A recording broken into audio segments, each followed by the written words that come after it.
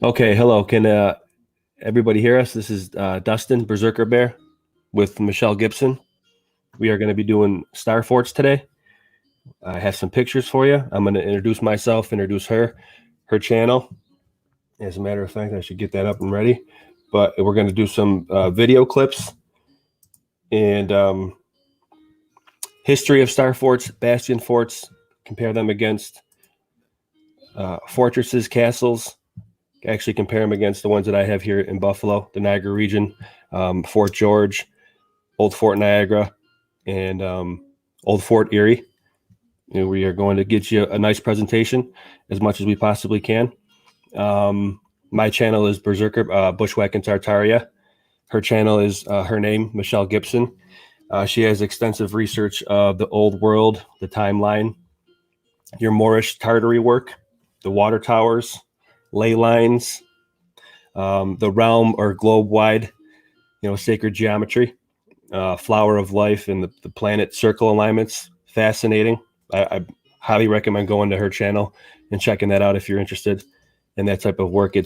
She's extremely extensive with her research. I was introduced to her about 2 years ago and fascinated with her work, and eventually got in communication with her. And I guess the rest is history. I just really appreciate, and I'm humble to be interviewing you, Michelle. Thank you very much. So, yeah, your tetrahedron work, your star tetrahedron that you did, on the homework that you gave me, the video that you have, I'll put the videos that Michelle wanted me to watch in my description after the video is loaded up and everything for the viewers. But yeah, your tetrahedron that you found, that's fascinating as well. And how you cite that you believe that that's the terminus of the planetary grid system, that the ancient advanced civilization based all their physical infrastructure off of, and your work at piercing the veil.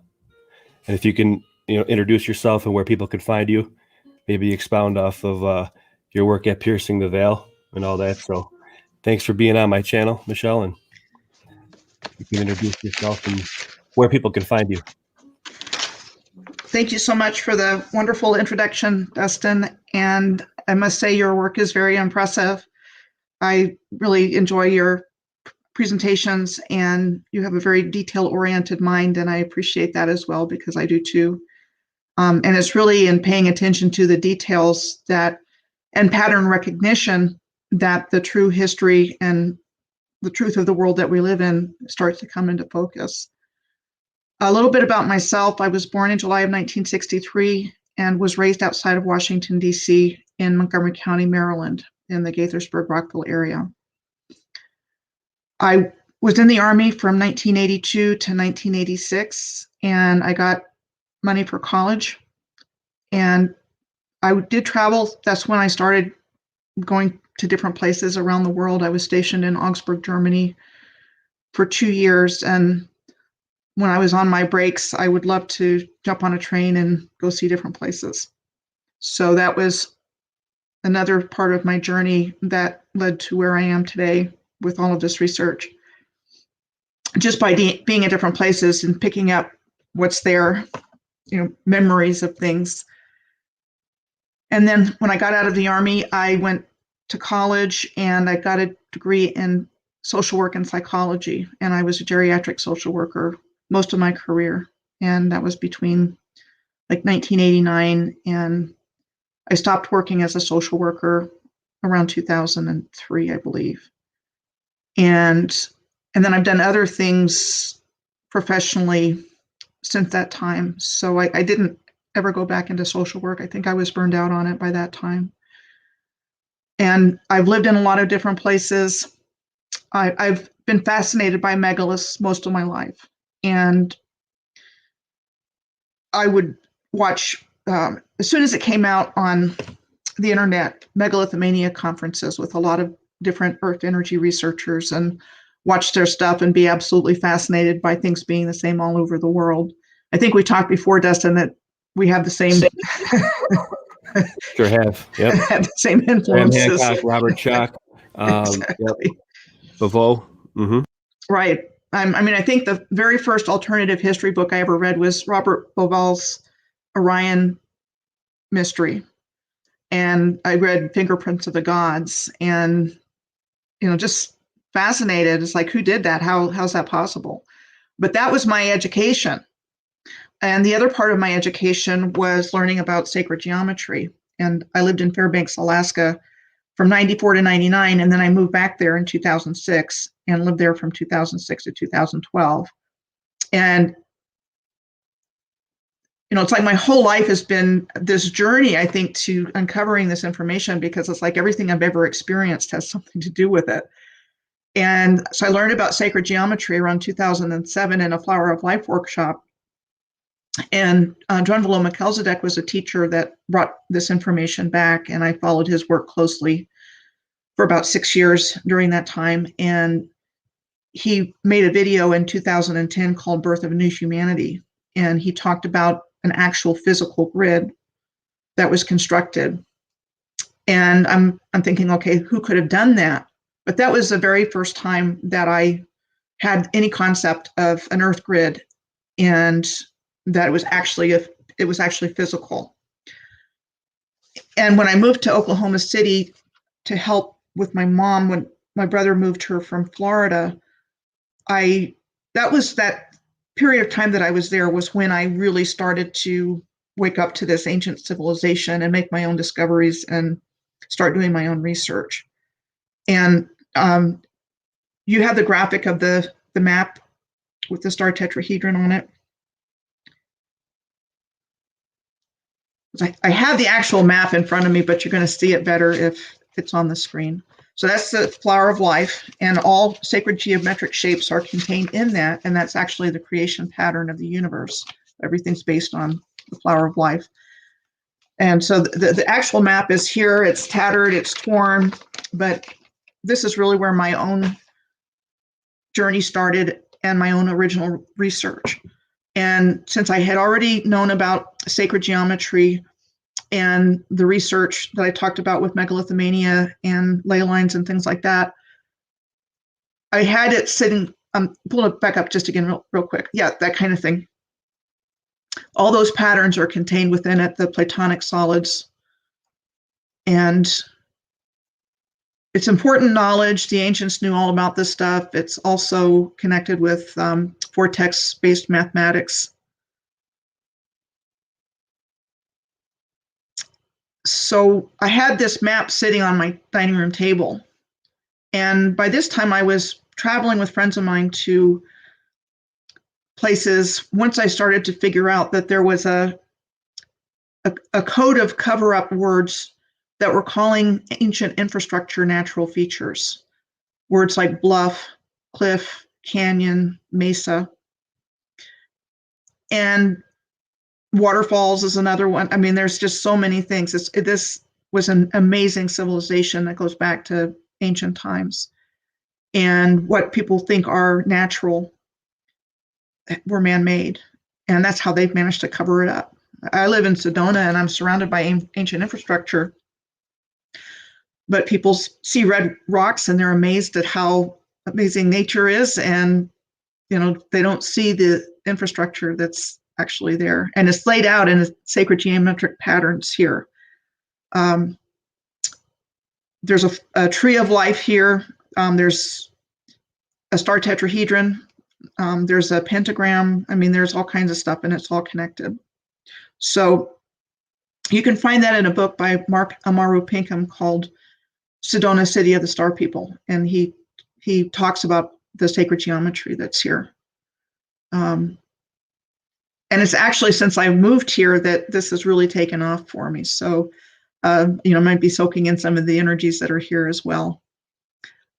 But to go back to the map, I found the star tetrahedron by connecting the cities that I was seeing lining up in lines. And I found the first tetrahedron where the apex is in Edmonton.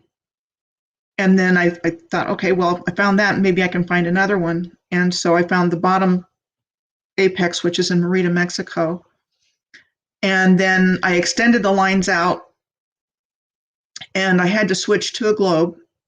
And I guess I have to insert that my work is not driven by whether or not Earth is flat or round. I'm following Earth alignments, and I've gotten a tremendous amount of information from my research just following alignments. Can I say something on that? Uh-huh. The pattern still works on the flat, for sure. It still makes a flower pattern, as a matter of fact. Hold on one second.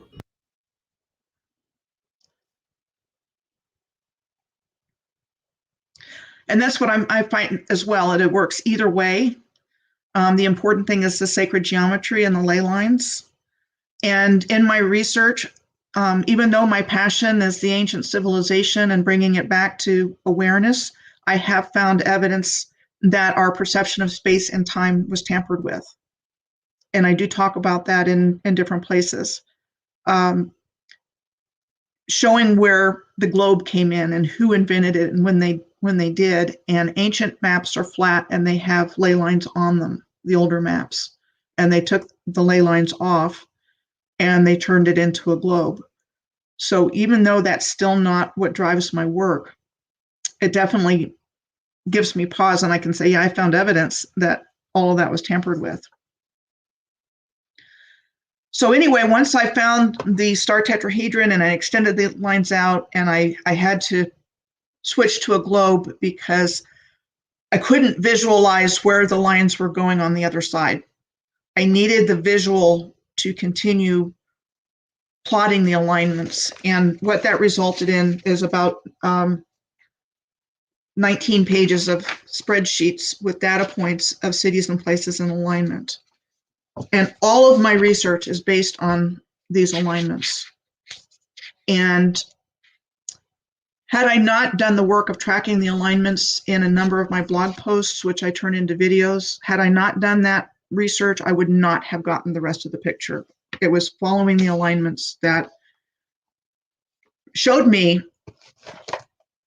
not only the true and original history of the Earth, but how it was taken down and how everything's been rewritten and revised to bring us to the world we live in today and where we are at this moment with all the Twilight Zone stuff happening. So my work on the alignments has led me to uncovering history and how all this has taken place. And I did have a Moorish American friend when I lived in Oklahoma, and he brought the piece about the Moors into my life because I didn't know about the Moors before then.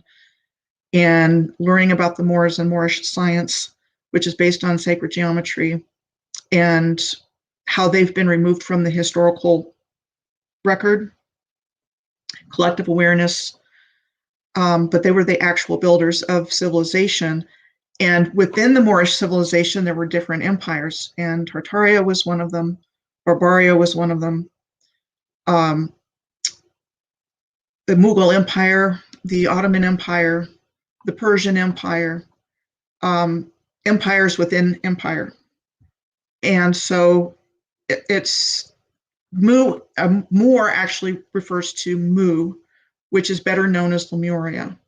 But that goes back into ancient times, and their civilization was continuous, I think, up until relatively recently. And then negative beings figured out a way to create a cataclysm and destroy the original civilization. I think that's where the mud flood comes in. And then the controllers, the 1%, the corporation, the founding families of the corporation, and the richest people in the world are the ones that are behind what took place. And I don't believe it was natural, because I think had it been a natural event, we wouldn't be sitting here talking today. Everybody would have been, wiped out. But they were obviously prepared and ready and did a lot of work to create a new history and create the control mechanisms that we've been living under, which I believe they reverse engineered the grid system from a positive, life-enhancing force into a control mechanism. And so that's, the inversion flip. Yeah, and they just reversed it all, and they've kept us under this system without telling us and feeding us a false history and, educating us in it, and then reinforcing it with movies and music and television programming so that we would not see what's actually in the environment around us and know the true history. And I think the show that Berserker Bear has put together for us today will clearly show that.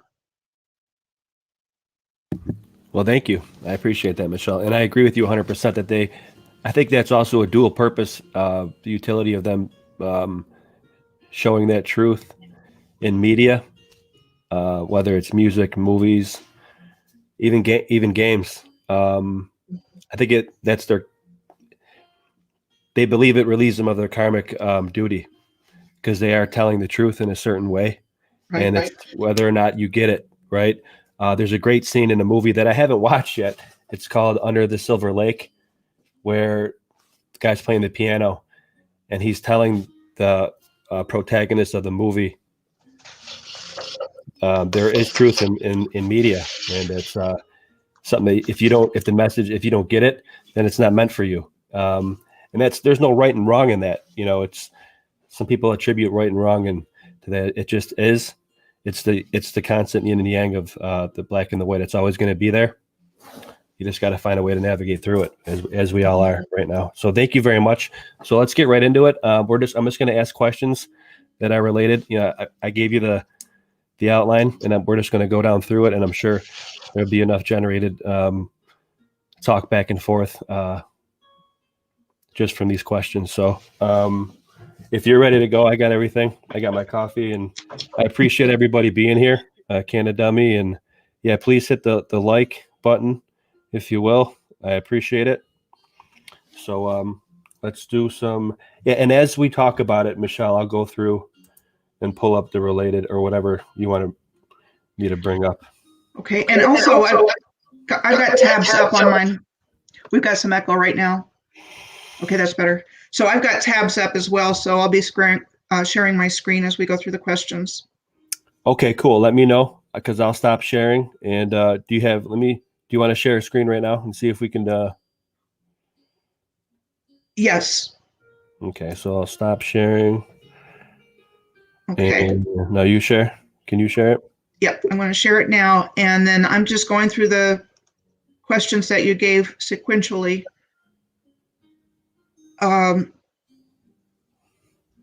Because this one relates to the very first one. Cool. I'm gonna.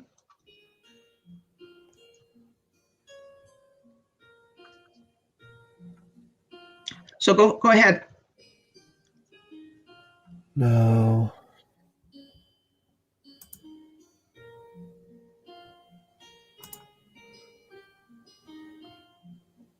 So this is the question of the differences between fortresses, citadels, castles, and palaces.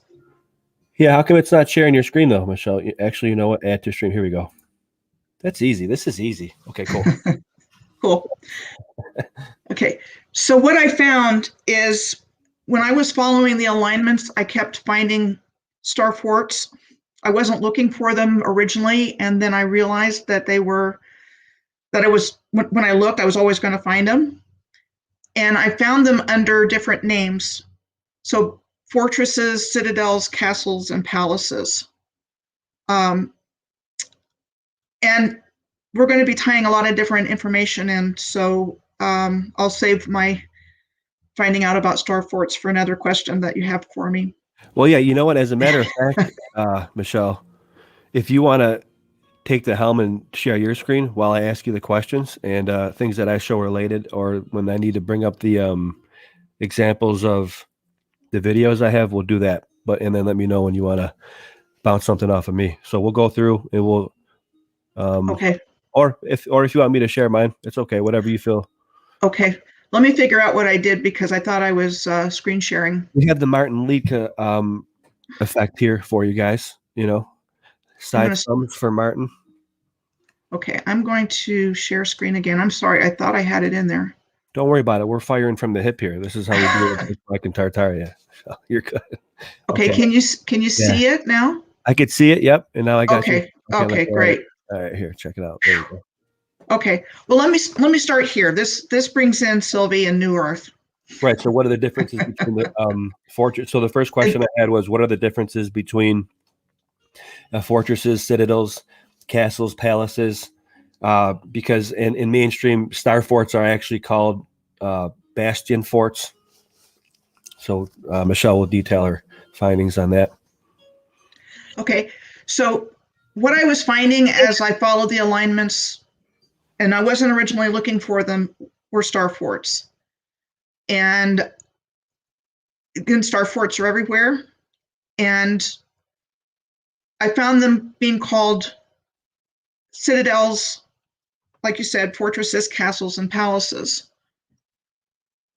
And when I did this consistent finding of star forts on planetary alignments, I went back and looked at circle alignments that I did. And, starting in Merida, I found 2 in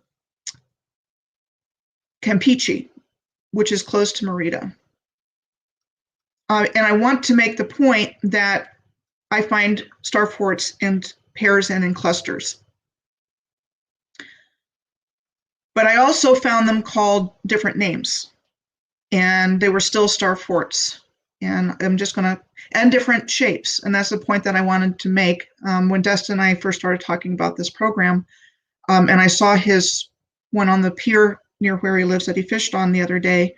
There are a lot more atypical star forts out there that aren't even called what we're talking about now. There are piers. I found the R.C. Harris water treatment plant in Toronto as being one of these so-called star forts. And I can show you that example as we go through this. That one kind of looks like a beak. That's in the Bahamas. This one's in the Florida Keys. It's on Dry Tortugas National Park, and it's called Fort Jefferson. So it's further west of Key West, so you can only get there by ferry or boat. And one of the really interesting things about this is that it's the largest brick masonry structure in the United States, made with over 16 million bricks, and it's the 3rd largest fort, and said to have been built between 1845 and 1861. And I think this is one that Cameron has talked about on Autodidactic as well. So there's these inconsistencies. And the stories that were told about them are just really absolutely ridiculous. So we'll talk more about that as we go through our presentation today. How they're explaining their existence just makes no sense. This is in Bermuda. And Bermuda actually used to have a bunch of star forts. There are some that are still in existence, like Fort Hamilton. Where that looks like they just added the cannon here to these bastions. And you find, the circular ones, you find pointy ones, all different kinds, just add a cannon here and there. And these are also in Bermuda. And at one time, this little island was full of them. So this is a 1624 map that's attributed to Captain John Smith, who's best known for Jamestown, Virginia, and Pocahontas, and that whole story. I don't have it pulled up, but I found a structure in Edinburgh, Scotland, that looks like this, but it's a housing area now, residential area. And then I found a connection between Fernando Noronha and Bermuda, and Fernando de Noronha is like Bermuda in that it's a small island that's loaded with star forts. And then I did research on the Channel Islands off the coast of France. They're a British Crown dependency, but the Channel Islands are loaded with star forts, and that makes a point of a triangle here between Bermuda and Fernando de Noronha. So I think that had some kind of energy generation function. This is a very old star fort in Hawaii, on the island of Kauai here. And the Russians are credited with that, but it looks really ancient. Shout out to Philip. And then, let's see, star forts in Mexico. Again, you get these different shapes going here. Again, they're in pairs. beautiful one in Veracruz. These are all in Veracruz. Okay, let's see. Said to have been built between 1770 and 1776 as a guard post and repository for treasure before its shipment to Spain. I found Amsterdam Island in the South Indian Ocean and as a starting point for one of my alignments. Interesting things down there are the geomagnetics of the island. And then when I was following that, and this is another example, the Citadel, Fort Adelaide, and Port Louis, which is the capital of Mauritius, which is an island republic in the South Indian Ocean. And again, called the Citadel, but when you look at it from the air, you're still seeing, the points on top of a high hill. I mean, these people were building in very, very hard to get to places, so they were very comfortable with what they were doing. Move this guy up here. This is in Somalia, in Mogadishu, and you find this Citadel of Gondarshe. And then this is a circuit-looking fortress in northern Somalia. Circuit. Shout out to Jerry, the circuit board. And then this little Meltdown. this little fortress called an architectural masterpiece built on the foot of a rock to protect the city from Bedouin attacks. It just doesn't look like a defensive structure to me. What a strange place to build it, right? Another thing is in the Yemen, known as the Malram Bilqis, or the Sanctuary of the Queen of Sheba. And one of the interesting things that you find there is this old South Arabian inscription, which looks like runes. And so I put the Norse runes there for comparison. And I have Hebner as an example in something else that I wanted to show you, but this is called the Hebner Runestone in Oklahoma. And it's a massive rock that's encased in this wooden shelter. And the story is that the Vikings were wandering through the area and carved these runes. And they play it up at the visitor center. And that reminds me a lot of the Gosford glyphs in Australia, because you got runes there. And in both of these places, it's sitting in ancient infrastructure. And I've got an example of that in something else that I'm going to show you. So that's another way they deflect from people seeing what's really there. They just focus people's attention on one thing. And I think it's real. I think the symbols are real. And that was the original language that the ancients used and part of their mastery of how to harness natural energy to create amazing things. Okay, so I'm just going through the differences. This is the Alfaji Fort in Dubai. It's a museum now, but I think it has some circuitry looking features here. And this is a really long piece, but I'll just go through a few more examples. On the island of Hormuz in the Strait of Hormuz, it's part of southern Iran, we find what's called the Old Portuguese Fort. And it was said to have been built after the Portuguese captured the island in 1507. And I found this map of Hormuz and a lot of stuff going on here. And so you've got the Old Portuguese Fort, so-called Portuguese Fort here. And then on the other side, you have what appears to be another star fort. And then now you don't see that other star fort, but you do see, like up in this part here of the picture, you see something that looks like circuitry chips. Yep, and it's interesting that they're on each side of a body of water. That's what we have here in Buffalo, and up in Lewiston and Fort Erie, or Fort Niagara. Yep. Yep. We can talk about it more as we go through this, but I definitely think they were serving as batteries, actual batteries. Talk about that. Yep. You know what I want to do, actually? I'm going to share my screen. Okay. And I'm going to show the different facets of Bastion Forts, what they're saying, and per the mainstream, of course. So you see that? So I think some of what we're seeing are, what you pointed out, kind could just be something like so you see D is a ravelin. There's actually a distinction for that being a fort. So it could be smaller pieces of bigger things. So what they're saying here, a facet of a larger star, D as a ravelin, could be this big. Something like this. So we could just be seeing smaller parts of the bigger thing that were, like you said, dismantled and taken down, or like New Earth said, some portions of them aren't even like it's confusing if you say it's to defend against an attack, because some sides of them, some are open, the flanks are open, some have our body of water. Just doesn't make sense. That was a great point that she was saying, and the videos that I'm referencing from our viewers, again, I'll put in our description. But yeah, so I want to show actually as well the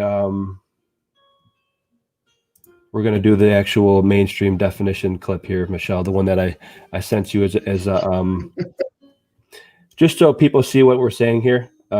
This is a mainstream video that explains the definition of what they say a bastion fort is. So here we go.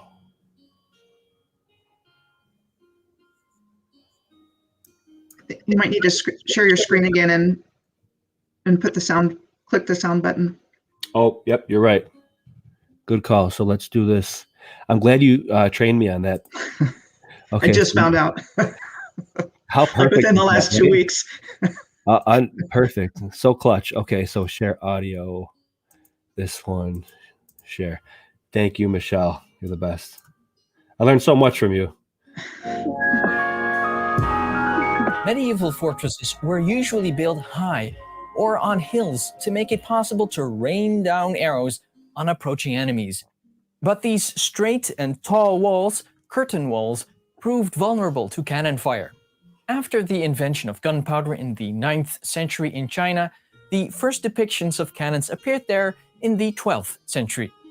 Spreading west across the Eurasian continent, they were widespread in Europe and the Middle East by the end of the 14th century. The fall of Constantinople in 1453 was a wake-up call. Its massive walls were seen as impenetrable, but Sultan Mehmed II used his powerful cannons to breach even these walls, proving medieval design was no longer effective. The epitome of classic European cannon design was reached around 1480, with the design not changing much all the way until the 17th. Possible hydraulic water monitors, in my opinion. Possibly. Cannonballs. 50s. And it's in this time we also see defensive architecture change as a response to this formidable foe. Gone were the tall towers and straight walls of medieval forts, and in came the Bastion Fort, or Star Fort. Although not a new invention, these fortresses had low, sloped earthen banks called glacis. These were sloped on the outside towards any possible attacker, and made it difficult for cannon fire to seriously damage the citadel behind them. By creating these jutting bastions, the flanks or curtains of a fortress could be overseen, eliminating dead zones. Okay, then it goes into talk about the moats and everything, and we're talking about dead zones, we're talking about fire. Now, what mainstream is saying here is that those beautiful designs, those intricate designs that are not only masonry construction, but earthworks as well, because the actual land is shaped to the star as well, is only done specifically for what you just seen. And what we're proposing is that seems hokey. Allegedly, could it be? And we're just proposing questions, and it's kind of the work that we do. That's the crux of the issue here. That's what they say bastion forts are, and that's what we're doing here, presenting anomalies in the mainstream. So what do you think about that, Michelle? Totally. And I think between the two of us, we're going to give some really great examples of the ridiculousness of what we're told in the historical narrative. How dare you? And not only that, I mean, it certainly seems from the research I'm doing that wars and armed conflicts were really focused on destroying a lot of these beautiful structures. Absolutely. Now, here's a good example, because look, what I always say is, you see the star pattern here, right? If you zoom in, it's industry. And what that just speaks to me, a logical thought progression is they're like covering up, hiding it, dismantling it, quarrying it. And because look now, I mean, you can hardly tell. Well, there's actually a good, in this one, you can hardly even see what they tried. This is why I think that this might have been a canal back in the day, but you lose the shape of it. You can literally see the progression of industry encroachment on these things. And I think Buffalo is a really good example of that, because we know for sure you have them. Here's the thing, you know for sure you have them on different points. And there's a matter of fact, on the heads of rivers and the foot of them, like you just detailed, you have that in Buffalo, but they hid the one in South Buffalo. And let me just pull that up and I can show you an example. I should have had this pulled up already. Yeah, it's pretty crazy what they've done here. So yeah, that's what they say. The mainstream says that the Bastion Forts are for. There obviously is one hidden that I was fishing on in Buffalo. And now we'll go on to the next question, but I just want to illustrate real quick on this platform how things are hidden. Shouldn't be lagging too much like that.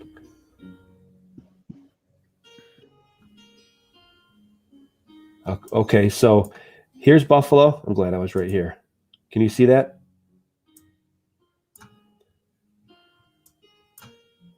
There's Fort Erie, and we got a for sure Star Fort right there. Okay. Right across the way is where it should be in Buffalo, where I was fishing. Okay.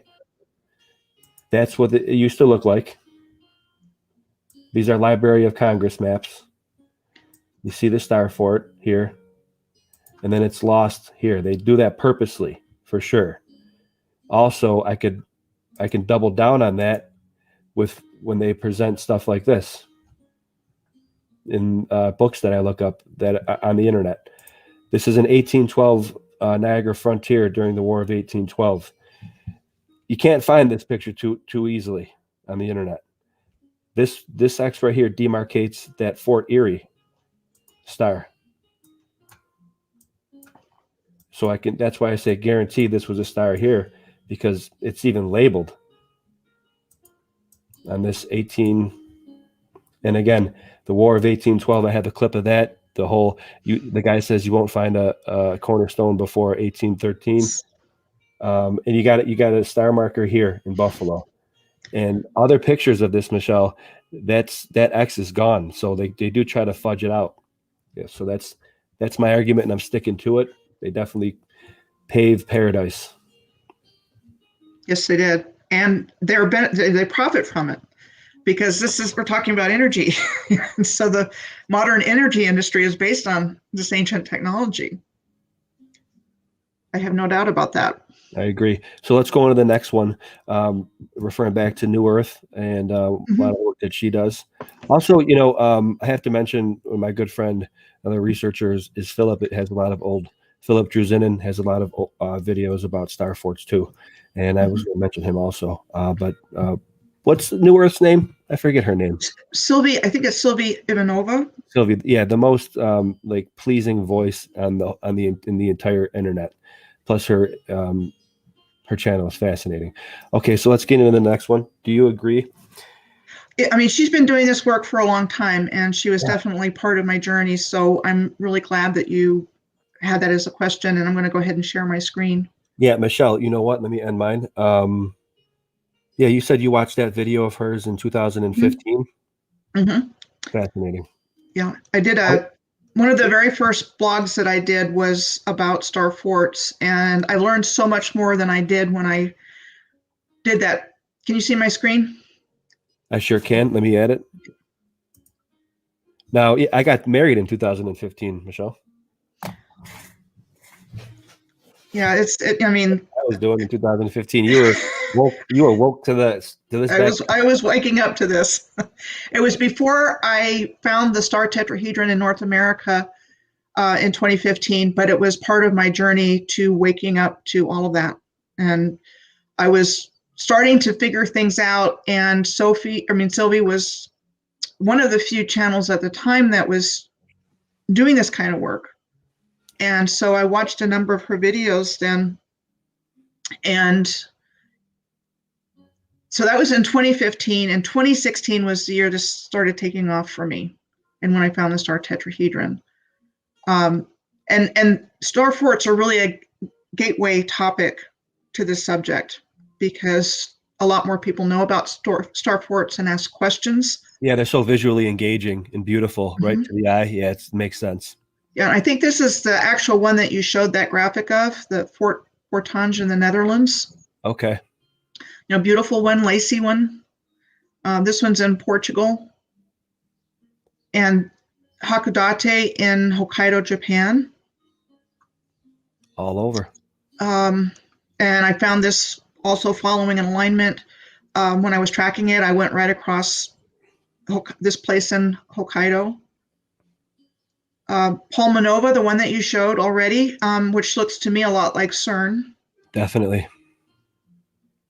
I think at a certain level, these guys model it after that and try to make it look like that, Yeah, I mean, there's real technology behind all of this.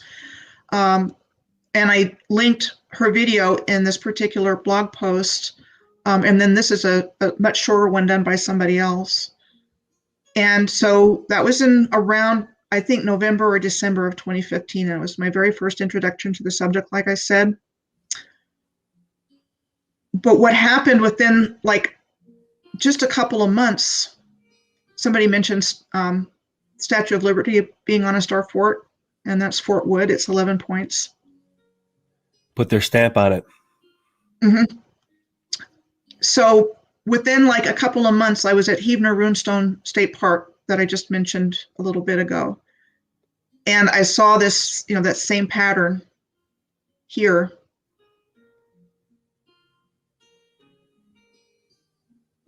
You get worked stone here, and I'm going to show you another example. This is at Hebner Runestone State Park. It reminds me of my homework assignment that you gave me. And this is on the outskirts of the park. This isn't even where the runestone is. I mean, there's no attention drawn to the part of the park that's not where the runestone is. And you see these beautiful walls. And I took more pictures when I was there that I didn't include in here. There's an interesting point I want to make here that I talked with, I'm not sure, my buddy Campbell knows familiar, Mr. Brees. He's a good researcher too, my homie. I talk with him a lot, and we throw ideas back and forth. He's probably sleeping right now. I think it's the other side. He's in Queensland. So Cam, thanks for staying with us, homie. But yeah, he was put the notion out there, or told me when they designate an area as a state park, that means that it's the cleaner's been through it. We're good. Mm-hmm. Good for the public to go in and not deduce as much, and la-di-da, walk through the trails and not be like, oh, that's possibly a castle, an old citadel. That's it's also a sign, a communication that this house is clear, type of deal. And along with that, it's also where you can find the ancient civilization preserved, and that was part of my journey in uncovering this when I started looking for it. Definitely. When I started looking at national, state, and local parks, because if they're not preserved, they tend to be destroyed by construction and things like that, new roads and new housing developments and things. So anyway, within months of learning about star forts, I saw that at Hebner Runestone State Park, those pointed shapes. And then I was watching this video. It's a music video called Climbing in Geometry. That was fascinating, that picture. And I noticed that. I don't know what the heck that is, but somebody pointed it out. I didn't notice it at first. Oh, no, it looks like it just added into it, but that's the real formation of an outcropping that looks similar to what a star fort would be. Yeah. Yeah. That's so I noticed that. And then I Googled Climbing in Geometry. And this was really when I started to get it. It was a very intuitive, synchronistic process for me. And I grew up near Carter Rock in Maryland. I didn't ever think anything of it, but I found this description in a this blog post called Roped Up Climbing at Carter Rock. And he talked about this climber was going up it, and he described thoughtful moves on polished slabs. And this is called Jungle Cliff there.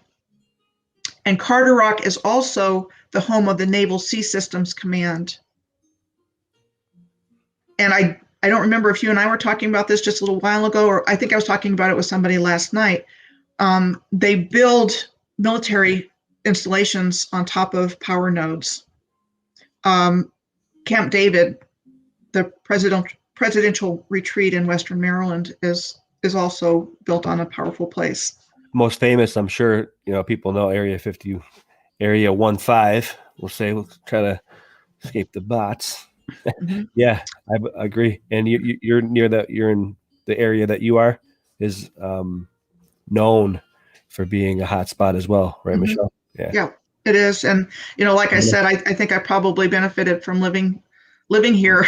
I believe it. I think the same. Honest to goodness, I think the same thing with the water, with the flowing water of Niagara River, and I think that some of it is still going underground. We could talk about that, like that on the outline, the Ghostbusters, the inversion of Ghostbusters too. Truth in media, we've addressed that already, which is great. Yeah. So I just stopped sharing my screen. Okay, perfect. So so do you agree? When Sylvie says that they appear to be strategic, built strategic, and she points out extremely well that some of the sides aren't completely sealed off, and that they're open, and some of the arrows are what you would call the definition would be the ravelins are pointing inwards. What do you think that speaks to? Because it doesn't make sense as far as if an invading army is coming, or like it just said in those cannons. I know it's a big one. What do you think? I think the ancients knew exactly what they were doing, and everything has a reason and a purpose within the planetary free energy generating grid system. I think everything was precisely placed from ancient to relatively modern, because we're still using their infrastructure every day. Schools, churches, cathedrals, bridges, museums, you name it. We're still using their infrastructure. So let me show you something, Michelle. This comes from the fellow researcher here that I have on IG. I'm going to share my screen and see what you think about this. Okay, this is an experiment that he does. I call Mr. Wizard. It's Moon Jazz Bear, another fellow, fan of Owen Benjamin, comedian. But a lot of us like to research this stuff and look at this experiment that he did regarding radios and radio patterns. Mm-hmm. I came across that recently. Okay, cool. So you get little synchronicity. Mm-hmm. Why is this not playing? The civilization that was here before bears no resemblance to what we're taught in our history. So this is interesting. It was different. What he's doing, okay. Can you see that? He's taking a laser and pointing it through a prism that's on the ground. And see where the points are meeting? It's actually creating a radio pattern that's emanating out. Circle. There you go. See if I could stop it on it. Boom. See where at this nexus point, it's a radio pattern. And I wonder, when they say the Lechtenberg event and anything, if the sun, the luminary does act as a lens, that them radio patterns may have been seared. We think that these huge electrical events may have happened, Cam and I've discussed that before. You're aware of them. Look at that's literally demonstrating that if you point a laser through what's acting as a prism or the lens, it could be the sun. That's possible, and that's just another possibility of what could have. I think they may. I'm not saying it did happen. It's a possibility that that's one way that radial patterns were established, because I think the whole narrative of the Ellicott brothers making the radial patterns in 2 days is ridiculous. Did you have a place in mind to show that clip about the frequency's effect on the water? Let's do it Or right now. Is this a good place? Very good place. So how they're made, great. Thank you for bringing this up. So this is a video that you guys can look up, and it's called Amazing Water Sound Experiment. And Michelle and I were, hypothesizing how these things are made. And we're just going to show this to you. Now, this was shared to me by another fellow researcher on our MeWe channel, Andrew Booth, who's in Mississauga, another mud-flooded old world city. And I'd like to get him on a video like this, because he does kind of boots on the ground as well. Again, Andrew Booth, I'm not sure if he's here, but he sent me this, and he was just postulating, could this be a way in which star forts were made? Well, let's take a look at it.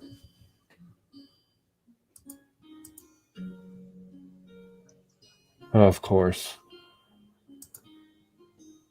Sorry about that.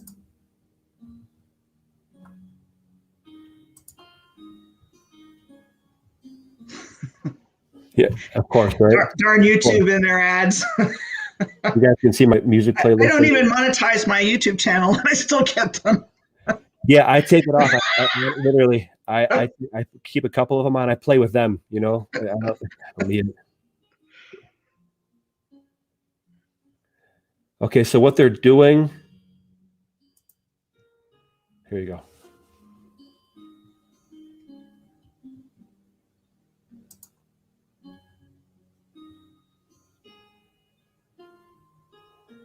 See that? Okay.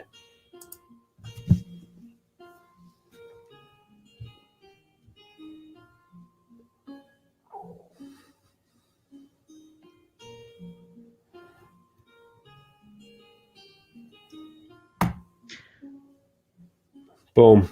Star, or right angles. That's crazy. Mm-hmm. It's falling water. And I know when you asked me about it, I definitely think they were utilizing frequency in whatever way they did this. I mean, cymatic patterns are really clear in this infrastructure. This is a good one. Look at that.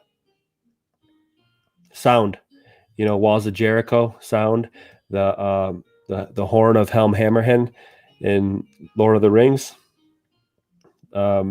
They marched around the city of Jericho, and the walls came down when they blew the horns. Has to be addressed. Very, very, very interesting. Yeah, look at that. There you go. Just something to ponder, something to keep on the table. Excellent share, Andrew Booth, my man. So there you go.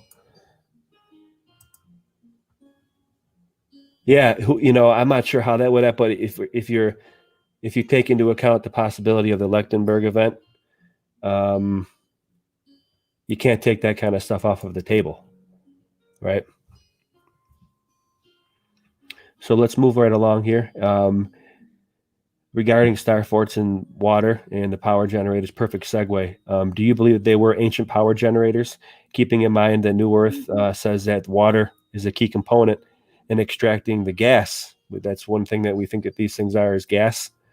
Mm-hmm. That they were extracting gas in the videos that you cited from New Earth. And what are your best theories as to the application of, these alleged harnessed energies? What was the mechanism of delivery?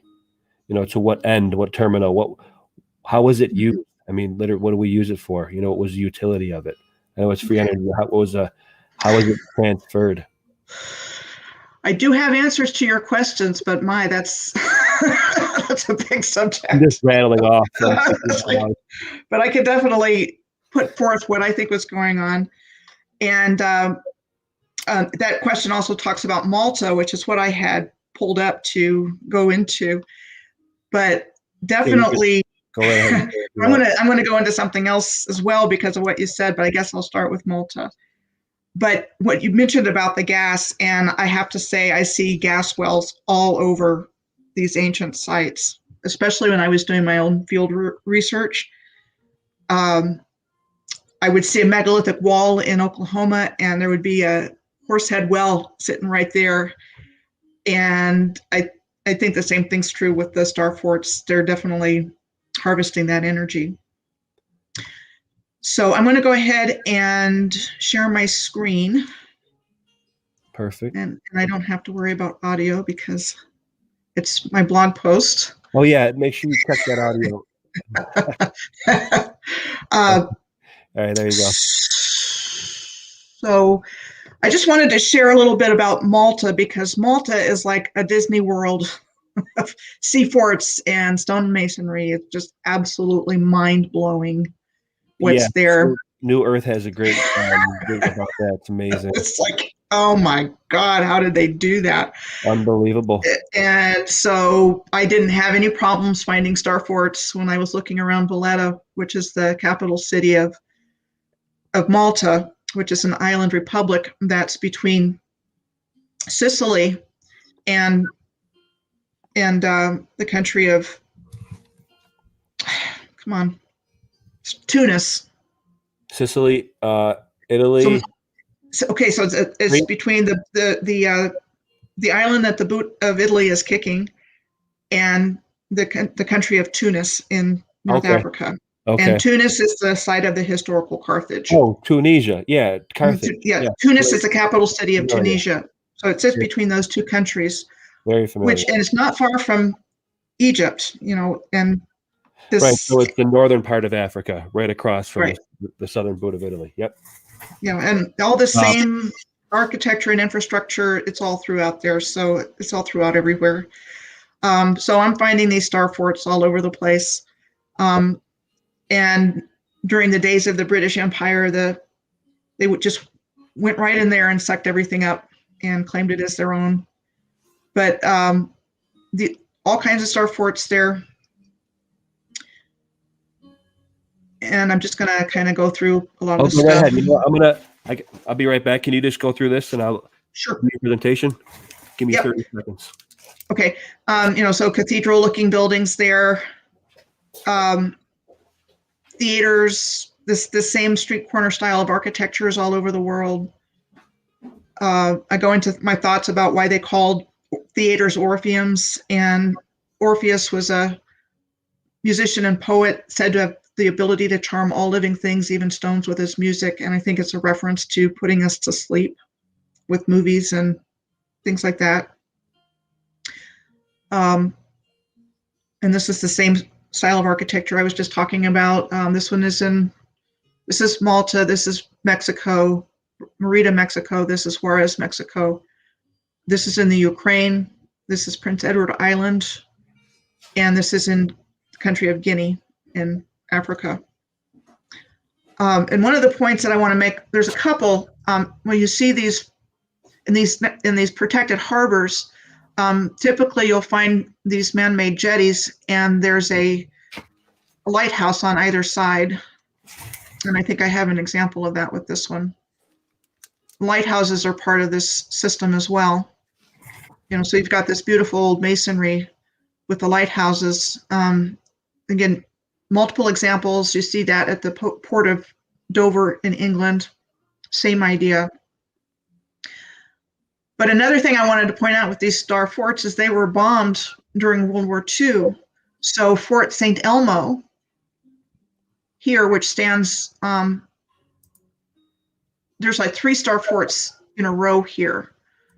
And on the first day that Malta became involved in World War II, they started bombing these places. Of course. And that story is over and over again. I'm just going to scroll through here real quick because there's just a ton of information, and we'd be here all day if I went through everything. And I just want to try to highlight some things. I realize I meander through my work here, but it brings up stuff a lot of times that's important to bring out, and how the original civilization was actually put together, and then what happened to change the narrative, which is what we're taught in school. Michelle, you can go right ahead and do your thing with that, because I like to underline that you're extremely good with that, and that's one of the things that I look to you and look up to you for, because you really do get into the literature and compare and contrast against the mainstream timeline and history as to what we see, and try to put it all together. So I think that's, yeah, obviously you can hammer on that for sure, because that's your work on that is amazing. And I went there, when I first started doing this work, I was just following the alignments. And when I did that, all this other stuff came out. And that's how I started getting into the history, because of the, again, I can't say it enough, because of the absolutely ridiculous stories they tell us about how things got there, because they're trying to hide the existence of this civilization. And if you even look at it at all, it falls apart. And as we go through this presentation, we're just going to give you more examples of that, because it's asinine. So you see the cotton arrow lines here in Valletta, and you see the bastions, Star City. And we're told that it was built in the 17th and 18th centuries to form the outer defenses of these, I guess what's the three cities of Valletta. There's these little communities around the main part. And then you get, a mud flood looking effect here as well. It's massive infrastructure on the inside, said to have been built in the 1530s. I mean, how they have the technology according to the history that we're taught. And oh, by the way, this is the Inquisitor's Palace in Malta.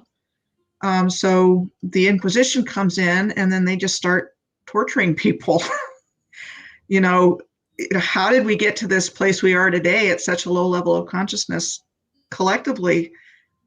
These kinds of things have been happening to humanity with the controllers' plans to take everybody, everything over, and bringing in torture and all that kind of stuff. But today, the Inquisition is called the Congregation for the Doctrine of the Faith. So you wouldn't know that the Inquisition still exists today. They want to bring in this dogmatic thinking. And, you have to believe a certain way in order to get saved, or, be a good Catholic, or whatever the case may be.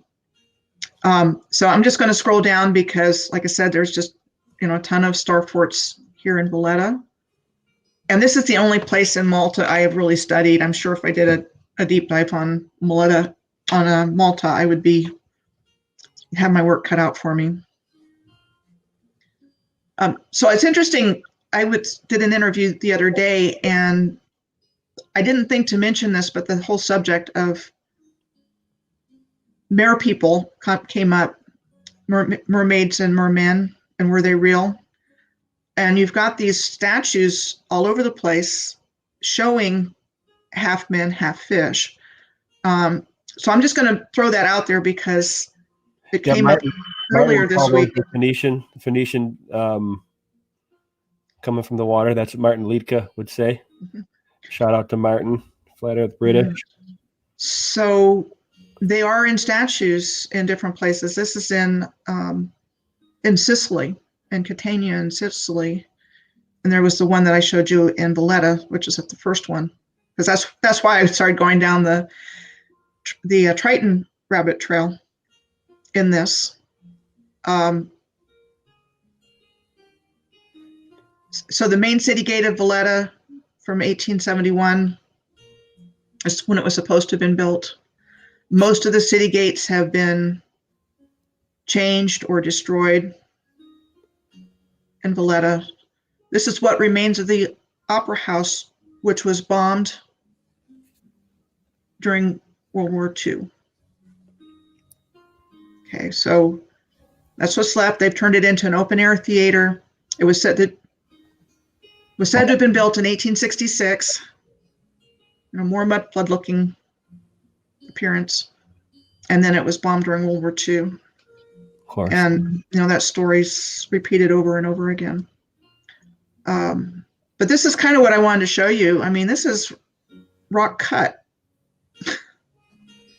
Yeah, the Malta anomalies with the Star Fort is, so what comes to mind is, and I have it in the questions, but I might as well address it now, is it's in this one actually, in the Malta episode. Oh yeah, you're already ahead of me.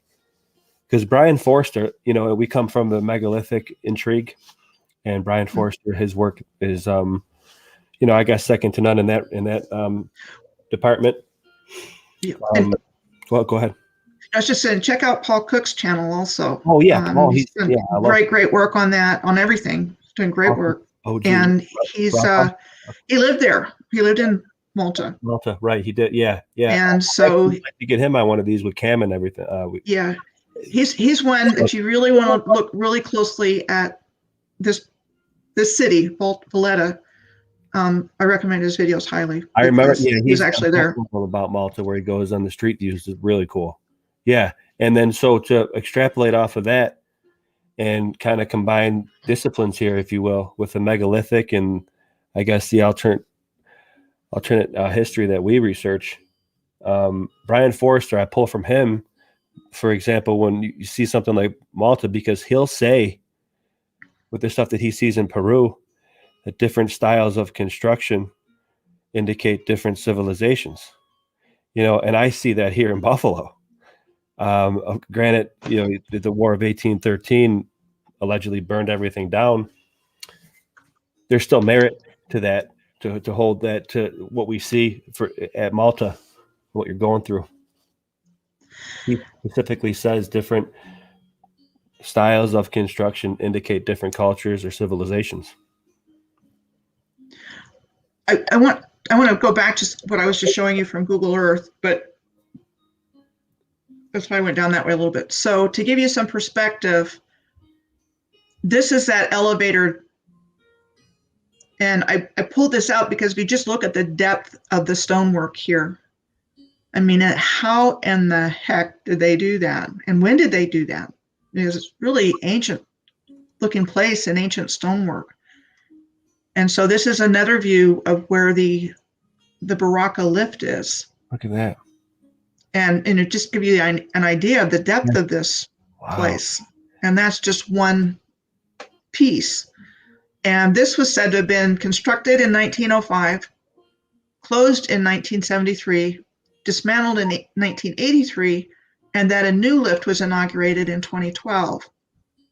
So what's that, what's going on here? Why do that if it's working perfectly well? And again, that's, they say a lot of these massive stonemasonry structures were in poor condition, so they had to tear it down and build a new building of infinitely inferior quality. That's where they obfuscate that's where the rubber meets the road, where they obfuscate the history and where the literature gets all jarbled, because they can't, the truth is baked into the crust here, as far as I'm concerned, and they can't fully do it completely where you can't see through it. Right. We pick those holes out all day long with the research that, we do. Campbell, Autodidactic, Paul, yourself, everybody who's in the community, it's all. That's why I kind of like to have everyone together and on the same page. We can certainly disagree, but this kind of stuff there's merit to all getting different opinions and, what we're doing now. And you know what, actually, who made a great point. There you go. Can of dummy. Thank you. So let's move right on to the next question. You asked me a multi-level question the last time, and I just started in Malta, but what do I think is going on here? I think it's very sophisticated circuitry. Energy, right? How was it harnessed? It's energy, the electromagnetic grid system. It was how it was set up, and there's so many directions I can go off on this, but I'm going to start here because this is where I kind of made a discovery from doing the research. And these are based on comments that I had received from people on places to look. And this is where I started with this last series because somebody suggested looking into Shepherd's Bush, which is in West London, which is part of the White City district, is part of it. And Wormholt is there, and I've done an interview with him about Wormholt because that's a fascinating place as well. But there were these exhibitions, the White City, 1908 Franco-British exhibition. And, you know, again, it's another example of the original infrastructure being used for World's Fairs. And they had like 6 of them in a short period of time, one right after the other. And we're also told that this stadium was built for the Olympic Games in 1908, which was held at the same time. So the stadium came up. World Fairs, no longer there. I wanted to show you the flip flap that was at the exhibition. Look at that. And the Moorish architecture that's here. But to me, that was probably had some kind of generative function on the grid. So the ancient civilization that actually built these parks were using it somehow to enhance energy, and I'm sure have people have a good time at the same time. Yeah, there's something going on here because trolley parks are connected with this, and these amusement parks were always at the end of trolley lines. They were one terminus of these trolley lines, and a lot of times Star Forts were a terminus. Michelle, let me say something here, because this is kind of parallel to what we're doing when I was speaking with Philip about the mining, because that looks like one of those conveyor things that you can easily just send the stuff up and pour stuff over and cover stuff up with mining extra, and which is one thing that I think might be what we're seeing is like them actually literally covering stuff over. That would be spoil tips or whatever, or the mining tailings, right? Because we're speaking about gas mining. Mining was known in ancient history. We're said that the Chinese were the first to do it and run gas per the mainstream. They knew about it, and especially with Philip has videos of it too. New Earth, they were possibly pulling gas from these things. And if the narrative is to try to cover the robber barons, the Industrial Revolution may have been just them covering all this stuff up. And as someone who would be, it doesn't make dollars, it doesn't make sense, as a robber baron would think, kind of in the light of how Philip was saying, mining kind of makes, practical sense too. Move it over and you can just wash it all down and literally use the excess to cover stuff up. I propose, and I think that some of it might be them covering up, and those trusses that you just showed could be dual purpose and used for that also, just to cover things up, because it's actually used in mining now. Those things. It's interesting. Yeah, and I think there was just a completely integrated system. Whatever was going on with these parks, because they're surfacing all over the place. They've all been destroyed. These original locations of exhibitions and so forth. Maybe a few buildings standing here and there, but for the most part, they've been destroyed. And the trolley parks, the trolleys are gone.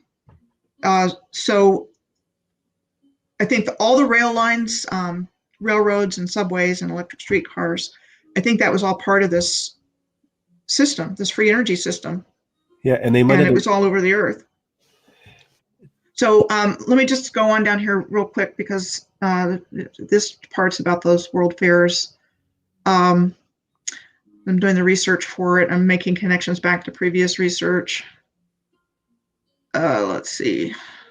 And I do think the purpose of these exhibitions and expositions is to tell us the story that they want us to know. Agree. One is a device. There are two definitions of the word exposition. One is a device used to give background information to the audience about the setting and characters of the story. And the other definition is that it's used in television programs, movies, literature, plays, and music. So what better way to tell your audience the story you want them to believe than the definition of an exhibition or trade show?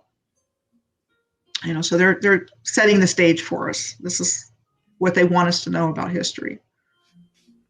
So here was the track for the White City Stadium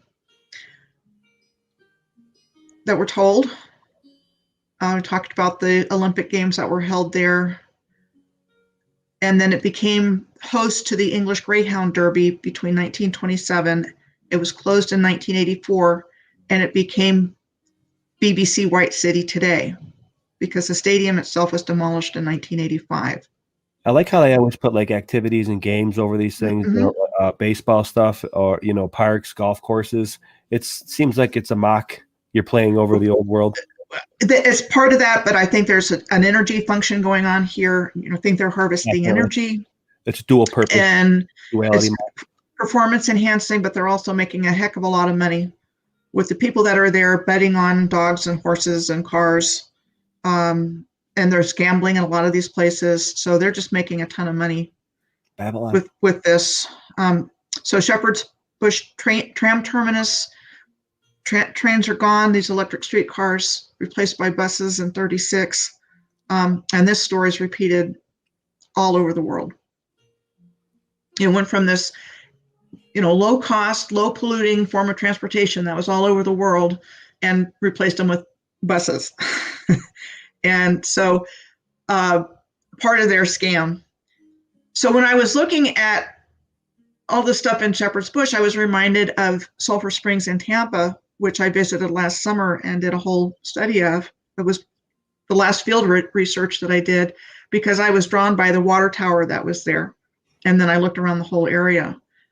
And I noticed that Heathrow Airport is in this kind of relationship to Shepherd's Bush, to where the White City would have been. And this is Sulphur Springs in Florida, and there's a racetrack there as well, which I knew because I visited there. So I remembered the racetrack. Okay, so I saw this angular relationship here. It's pretty close.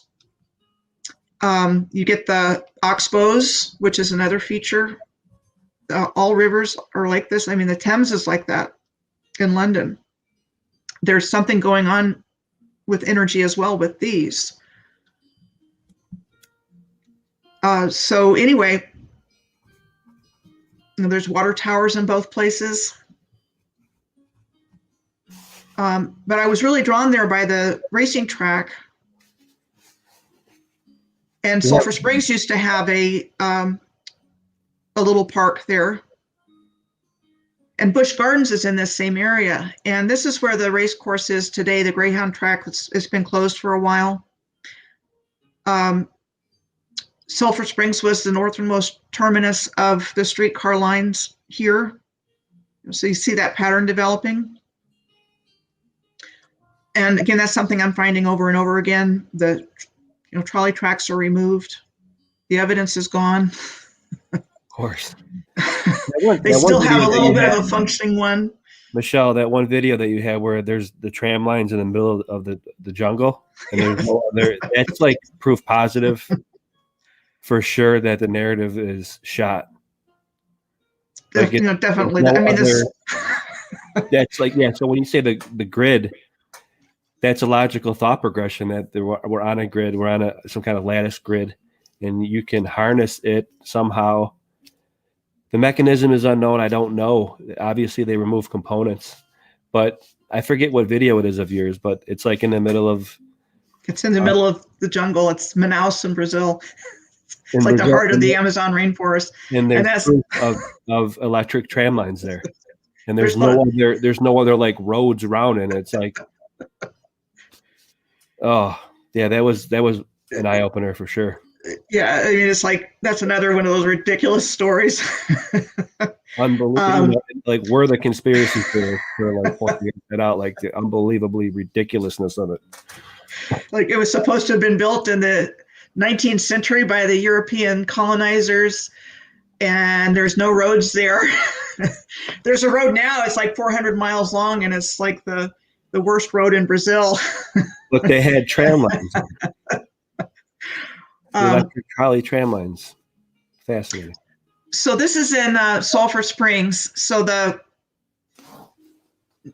old Greyhound racing track is here. So we're talking about another ellipse. And then there's a track right here, and Busch Gardens is right here.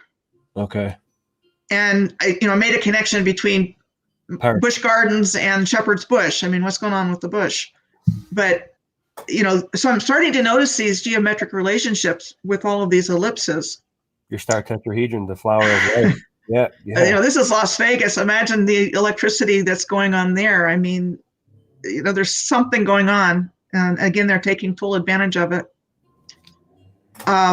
So I wanted to start there because that is leading me to find that same relationship between international airports and other airports even, and racetracks. And then in doing the research for that, I'm also finding historical trolley parks and springs, like hot springs and mineral springs, and they all seem to be connected together. So I found this relationship to a racetrack that's a thoroughbred horse racing venue, Toronto Pearson International Airport. Toronto. We have here in Toronto. We have one of these old stadiums here, Michelle. Old War Memorial Stadium. It's called the Old Rock Pile, where the Bills used to play, actually, and it was actually an old reservoir. I have a video on that. Yeah, and I mean, it's there to find. And I stumbled across this. I didn't have this. I didn't come up with this on my own. I guess I did in the sense that I recognized the similarity between the racetrack in London and the airport and the one in Sulphur Springs and Tampa and the airport.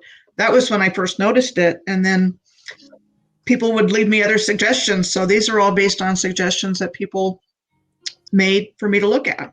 I love that you do that too. It's another part of Michelle's show is it's very interactive, similar to MeWe, but people that write, I wish I could do,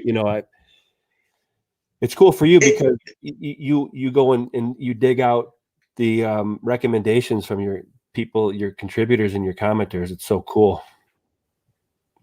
It's been very productive because, again, these are places I would never think to look. I pretty much was sticking to the data points on my alignments that I found for my original research. And then when I started doing these series with comments that people have left me, I've gone places I didn't even know about, wouldn't have looked at in a million years, and finding a ton of really great examples and information. And that's what's happened with this series. Because of the recommendation of looking at Toronto, there's a track over here, and it passes through where the Canadian Tower is. There was a roundhouse park that's next to the CN Tower. These roundhouses are amazing. So the railroad is there. You get the sports stadiums in Toronto, the professional sports stadiums. You have Fort York on one side of it. So you've got what's clearly a star fort. And then, again, I'm going to just kind of scroll through some of these things. Beautiful roof. No problem. It was said to have been built in 1933. Yeah, right. 93. Come up with a lot of those numerology numbers in this research also. Yeah. And that's not an area of expertise for me, but it's fascinating for those that are able to apply. Yeah, me neither, but those numbers do come out. Do you notice it too? Those three numbers, I don't even need to say them. They definitely do. It could be just literally, I'm not saying any kind of negative connotation on it or a cult. It's literally, I think it's just the way reality breaks itself down. It's not bad or good at all. If you see it, actually, it's probably a synchronistic good thing. And they were yeah, for the most part, but the controllers have used it against us. Exactly, right. And so it is exactly what you said by nature. I mean, I think creation is numbers. Right. So very important, but they've been manipulating it. And so this is an example of the jetties here by the R.C. Harris treatment plant that I'm going to show here in just a moment. And they look an awful lot like what you see down in North Florida at Port Clinch. Yeah, and you know what, too?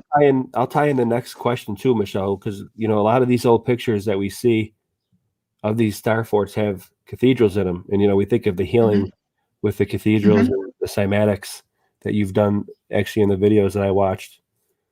It's almost like some of the advertising of the cymatics is on these windows.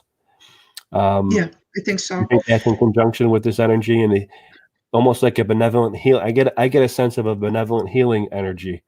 Not only are they hard, we don't know the mechanism of their component, but it seems like there were some kind of healing energies. I think that's what was going on. I mean, we were in harmony and resonance with each other and the universe, and that's what this whole setup was all about, was creating that sympathetic resonance and creating healing. So that's what got taken over. And lo and behold, right next to where the R.C. Harris treatment plant was, I found a historical trolley park. Of course. And here's another. Here's the R.C. Harris water treatment plant. Here's where another amusement park was. So this is one, and this was another one, and then the end of the streetcar line is right here. And what is this beautiful water treatment plant? Has these circular features. Like here, let me see if I got it. I don't know if I hope you guys can see my pictures because we see them. Okay, good. Let's get. Can you guys see them on? Can we get some confirmation? Campbell, thanks for stopping by, man. So you've got these earthworks and this beautiful, huge building with very fancy brickwork on the front. A lot of people had their pictures taken there. At a water treatment plant, really. And this is inside. Okay, thank you. What you see inside the water treatment plant, and apparently it used to be open like 1 or 2 days a year where people could go in. So I guess that's when these pictures were taken. Amazing on the outside, amazing on the inside. There's another ellipse here. You have this old megalithic stone wall right here. Somebody took these pictures for me and sent them. She lives here and she walked her dog through here and took pictures for me. That's the best. The boots on the ground. You can't beat it. So shout out to Lisa H in Toronto for the pictures. And then the Neville Street Loop for the Queen Street streetcar line is the eastern terminus of Toronto's longest streetcar route, just off the northwest corner of the R.C. Harris complex. So there again, you have another terminus. So I think that the water treatment plant was a star fort. Here, let me can I show you something? Let me just make a point here real quick and then go for it. So so what they do is they just stick a plaque on it with the date and all the people that were involved in building it. And so this was supposed to have been built starting in 1932 and became operational on November 1st of 1941, which would have, by the way, been during World War II and just a little over a month before the bombing of Pearl Harbor. So again, the stories are not computing. I just shared my screen. I stopped screen sharing. It's funny. So they put a plaque on it, right? When you go to the dentist, words have meaning. I'll cite Crow 777 here. Words have meaning. What do they take off your teeth? Or they used to tell plaque off your teeth, right? Also tartar buildup, right? They tell you their intentions. Good point. I'm telling you. They give you a fluoride treatment. I mean, my mom's trying to be a good mom, so I had fluoride treatments twice a year when I was growing up. Which that might be what they're doing in these water treatment plants that used to take in. So this is, I think, that water treatment plant you want to talk about now. Water treatment here in Buffalo. Now here we are in Buffalo at the Porter Station. Okay, near that Star Fort. Now remember, we've addressed that the Star Fort is the Erie Basin Marina. Now look what they have for you. Want to say those pumping stations, and you have these circular things here. Obviously, you have the baseball diamonds. Now, what I think, I found this picture, Michelle, and there used to be, excuse me, sorry about that, my word. Now let's do this real quick. So there's the Erie Basin Marina on this old 1902 map, and you have the Erie Canal. This is the Erie Canal. And you see how they have a track here. Similar to Cleveland has one like this too, right on the water. Okay. And they're making it a smokestack, right? And notice how they make the Porter Ave station real nondescript. Meanwhile, it's a massive building. Go back to that one real quick, Dustin. Okay, so go up a little bit, and there's your ellipse right there. There's your ellipse, right? Okay, and we have in real time, they're hiding these circular things, or whatever, in that map. I think those baseball fields. I think football fields. I think they're all part of the circuitry. Now look at what they're. I'll show you an anomaly here. This is that track, and I think this is Porter Station. Now this picture is that it was actually a trolley. It says Powerhouse Buffalo Electric Street Railway. That's that building, Powerway. And in fact, it's not, in my opinion, we're looking at the front of this picture right here, and it's not a smokestack one. It's actually electric tram car. So I think that they're hiding the fact that those electric railways were all over Buffalo too. Definitely. And I think they were all definitely part of this system. Yep, the energy Absolutely. system in the cathedral. So healing energy. You know, a lot of people think that they want. I guess me too. I'm like, and I want the answers yesterday. I can't give you the answers as to how they actually did that. And transfused it into a human being or whatever, or if it was just the vibrations of being in there. I think that the water itself running underground, if it's benevolent. I had a video that I shared before on my community tab that says the water intake of Buffalo has a very quiescent quality of the water, meaning that it's very tranquil. Even though it's a very fast running current in Niagara, there's parts of it that you can grab from that have very pure water, I think, because of there's an old theory that running water cleans itself, right? And in with the whole inversion thing, I think people can get that benevolent energy. A lot of times I go down to the river right next to the current just to get my thoughts. I think there is a benevolent energy that comes off of that. And people can feel it, whether it's in the aether or you say the Akashic record, stuff like that. I think it's tangible in a certain sense, physiologically, that people who are receptive to it actually can feel it and promote it, benevolent. It could also be used negatively as well, but what do you think about that?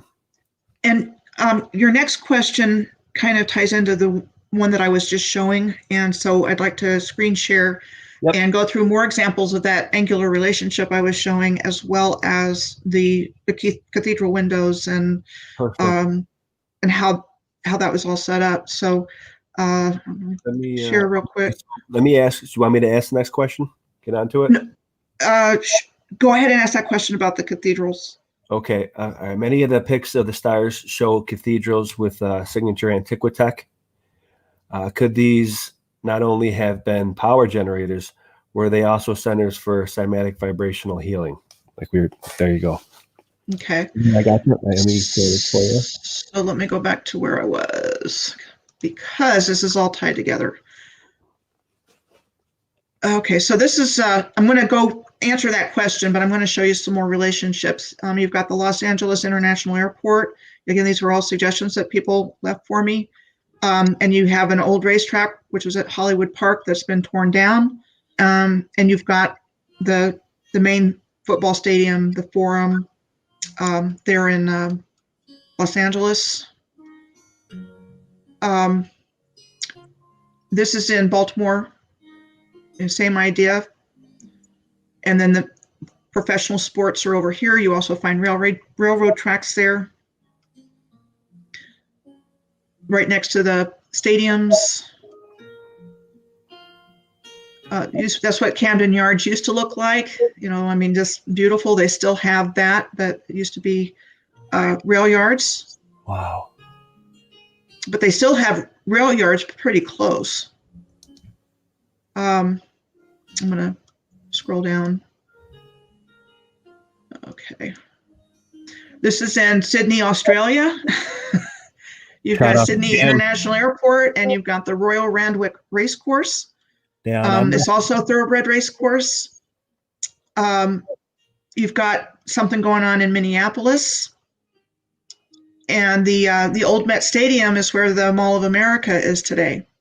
And, so this is the same relationship I was showing, and I found tracks. But there's other things going on. So, again, there's, I'm going to say, a radial relationship or a geometric relationship, and how these are all situated around the airport. Yeah, so I would say, if you really had the, I guess the tech or whatever to actually go through this, I believe, I agree with you. They're probably all connected in the radial flower pattern of life, down to the radial street patterns.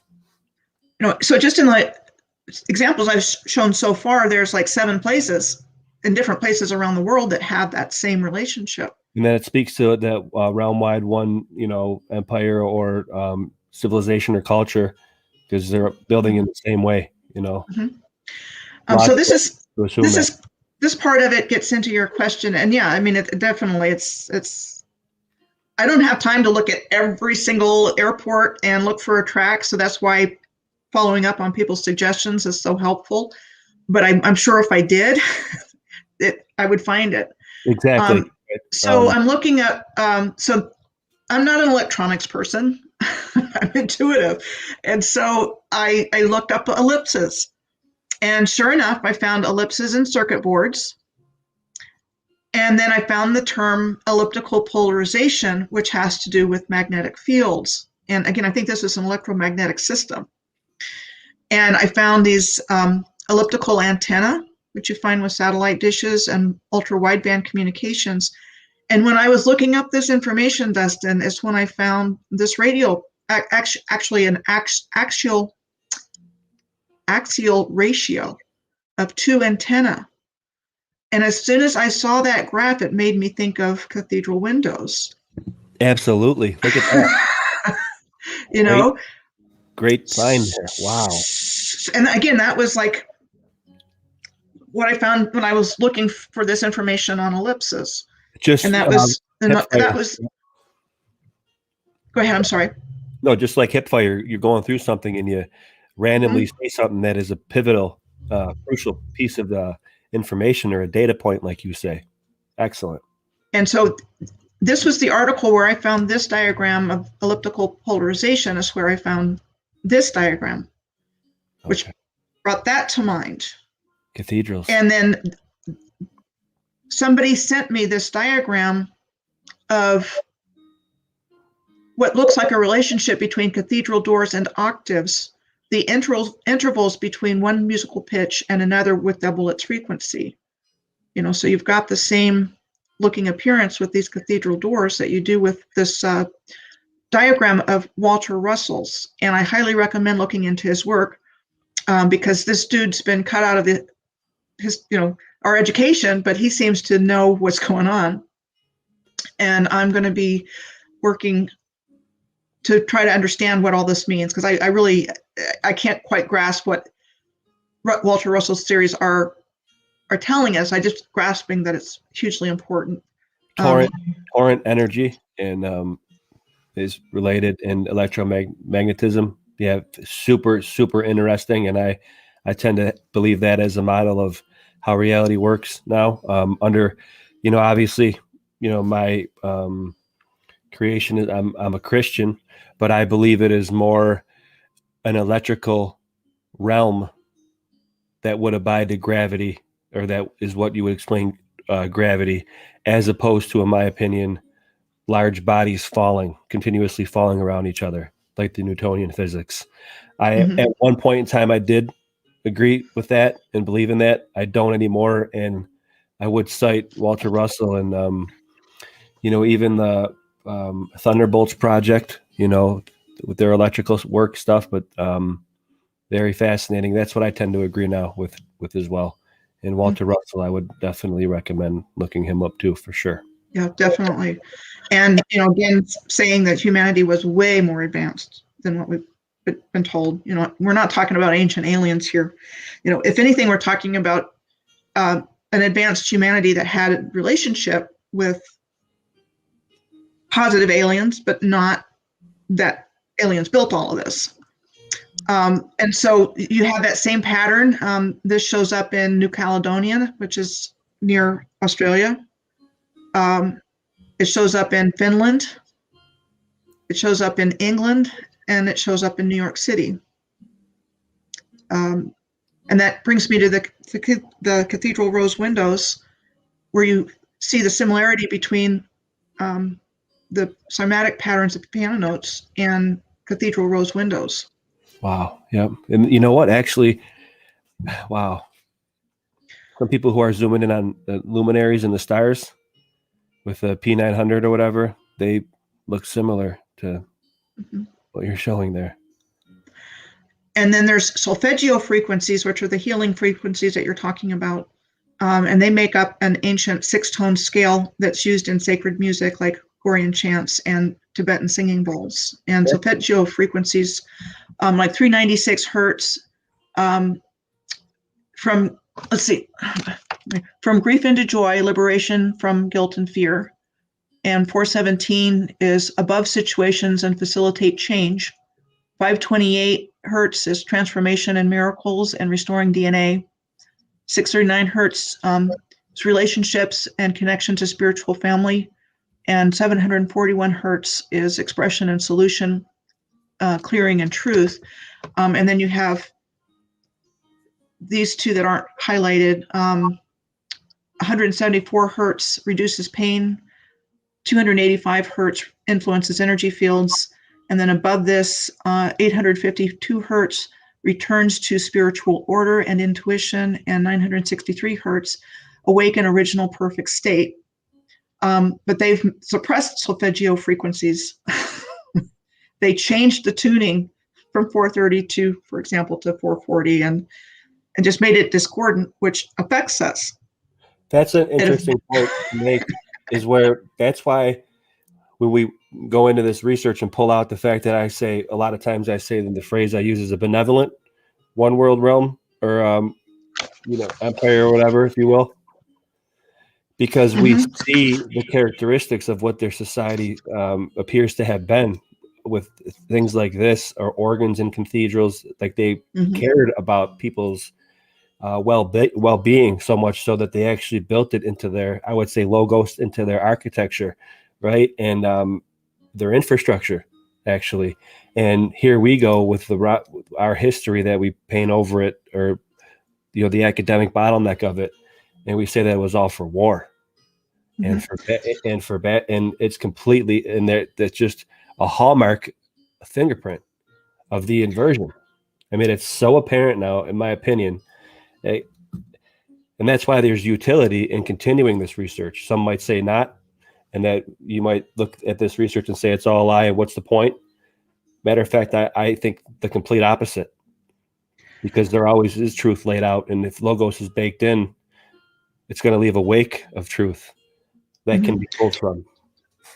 And again, and this is all stuff that I found when I was researching other comments. So somebody suggested I look into, he actually suggested I look into Salem Willows Park, which used to be a trolley park. But that brought me to this Salem Witch Museum. And that's not a castle, that's not a church, that's the Salem Witch Museum. Oh boy. And so you've got these beautiful cathedral windows, and you've got these terrible exhibits. And at the Witch Dungeon Museum, you have that, the same style of cathedral window. And you've got an organ, and I think organs were part of this. And then you've got these exhibits at the Witch Dungeon of people in prison and hanging. So it's like the lower vibrational imagery that they are imprinting on us, instead of providing the uplifting and healing experiences. They want this to be what we think about ourselves and about our history. Well, that's what I did in the first Erie Basin Marina, is like they seem to be always commemorating. I understand to address, accidents, but it just seems to be the theme of our entire, at least administrative, Mm-hmm. And so, so there's the Duke University Chapel. You know, see how beautiful it is on the inside. And it was said to have been built in, let me see, it first opened. They didn't say built, it said first opened in 1932. Oh, yeah, there you go. That's another Okay. application of history. Yeah. Yeah, and then there's these, 4 beautiful organs in the chapel, and a 50-bell carillon. So what I said after that, it is a fully equipped and functioning frequency generator. And I think that's what these big, tall buildings, especially the ones with bell towers, were doing. They were, they're very, very high. Not all of these are bell towers, but the bell towers tend to just go way, way up into the sky. And I think they were generating these beautiful healing frequencies for all, and they were somehow connected together. Interesting that you call bell towers too, because again, words have meaning, and now we call them belfries, which means bell free. There's not a bell in there in a lot of these anymore because they're taken away. Mm-hmm. They're bell free. And so here you have an example of a church in Ohio where you have the organ directly underneath the cathedral rose window. Okay. And again, I believe that represents a healing frequency. And so what's the meaning of organ? It means instrument or tool, a collection of tissues that structurally form for a specialized function unit to perform a particular function. And so I think that's probably what that is doing. It's a musical instrument, and the window is a frequency being broadcast for its particular function in the collective system. And it literally heals living human beings' organs. Words have meaning. Right. Oh yeah. So what I So wanted to say, I'm sorry. It seems that we memorialize accidents instead of promoting beautiful things. Like there was one thing, the Stonehenge in the marina is commemorating the Irish potato famine. And then a stone's throw away, they had the Sullivan ships, which commemorates the horrible accident where 3 brothers were lost on the same ship. It's like it seems to be a theme of memorializing accidents. So I'm going to stop sharing for a moment. I think I've kind of come to the end of that, but that would answer your question. Again, I want to thank everybody who left me comments, because I wouldn't have had that realization without people taking the time to make suggestions. Absolutely. And it just snowballed from there. And that's how the work is moved forward, because it's these people who are leaving comments, like I say with when I promote and want people to come over to the MeWe thing, because you can have this stuff right outside your door, and there's nothing stopping you from taking a picture or leaving a comment on Michelle's videos, and she would go right into it and hammer on it. It's invaluable. And again, it also underlines why there is utility in continuing this research. Now, I just want to say a shout out to fellow researcher Bernard Conkin. He's amazing. Check out his YouTube channel, and he and I are going to solve this mystery. Bernard. Bernard. He's Bernai, the third eye science guy, and he is just amazing. Welcome, Bernard. He's an expert on Walter Russell, so we're going to be digging into that and other things as well. I'll probably send you like 50 emails by the end of the day.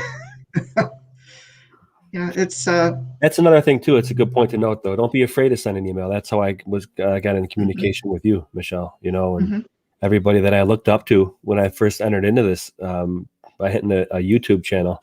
Yourself, even Phil Campbell, UAP. There's so many I'm not mentioning, but I feel grateful that I'm interviewing you now, and it's very cool, full circle. So let's go. Let's see where we at. The next question: cathedrals. You think, and the radial grid patterns. I think that we have addressed that. I think that the radial grid patterns are radiating out from the center of these star forts, and again, the narrative behind them is kind of confusing, because the Ellicott Brothers, is that what we have the question? Matter of fact, let's just read this. Do you think sometimes The accompanying radial street grid patterns emanating from the center point, usually a square with a monument or obelisk even, are related to stars, and in a bigger sense, the other radial street patterns are part of the Earth grid system. I think that we did address that.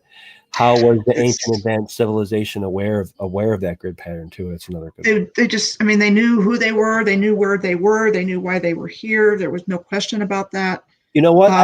I like to dovetail on that a little bit, in the sense that we were talking about before we started this, how we have a general rise in consciousness, and we want to say the aether has gotten thicker. We're having more synchronicity. I think they were able to do a lot of these buildings because it comes down to the morality of the people, right? And you're able to come together, and maybe if you didn't have to worry about 9 to 5 work and whatever, I know it's a whole paradigm shift, but literally you had to start thinking like that. Because in order for people to come together to make stuff like this, you have to have a very morally aligned society, because it has to be able to come together. And for example, to compare contrast with what right now, we would not be able to build these cathedrals now, but maybe at some point in time, not taking into account the history of things and how things go up, and or a slow progression from, Darwinism, if you will. It could just be, it could be a series of ups and downs, and that lends to the reset thing and obfuscated timeline. And really, to really receive this information and to open yourself up to it, you have to be comfortable with releasing and accepting that everything we've been told is a lie. You have to be comfortable with that, because when you do that, the information starts to come in, and when you start seeing what's there, it starts coming in. And Berserker Bear and I did an interview not too long ago on do-it-yourself field research, and anybody can do this. And once you start doing it, you will get information back, but you have to see things differently and question what you've been told. And that's key. And don't be afraid to send an email if you're interested. I get a lot of them. I try to respond back as much as I can, but we need the scope, and like I said, there is utility in to keep on doing the research. So radio patterns. Yeah, just look at major cities from Google Earth, and a good one is Paris, France, because the Arc de Triomphe, which actually has the name of star in it, is at the center of this gigantic radial pattern going out. And there's everything is really in alignment with it. It's laid out beautifully.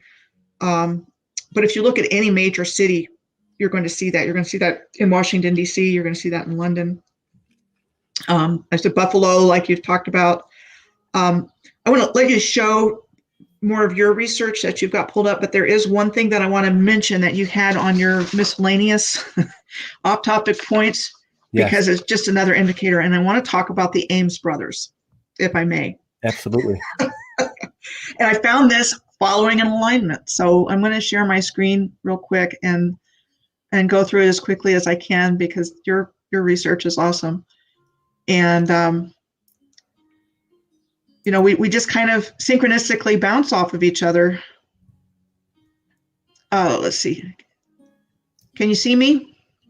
Yep, gotcha. Okay, let me figure out where I put the Ames Brothers here. This is not that. Let's see, not that one. Oh, and there's one other one I want to show you. This is Philadelphia. This right here is the waterfront in Philadelphia. Tell me, does that not look like ancient Rome or Greece? Absolutely. Okay, I'm looking for the Ames Brothers. Okay.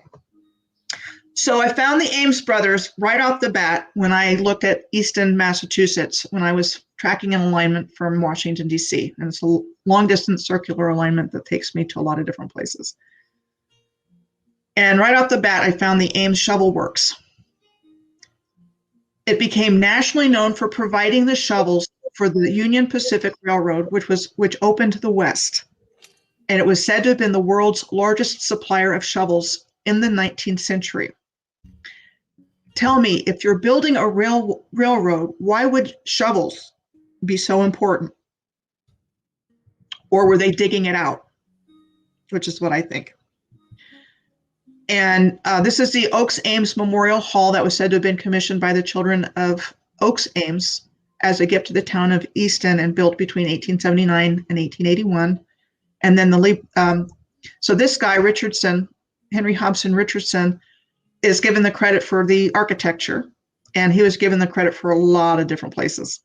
Let me tell you, a genius guy. But he never finished his architecture studies. He was in Paris, but because of the Civil War, he never finished. And he died at the age of 47. Of course, Civil War is always pivotal.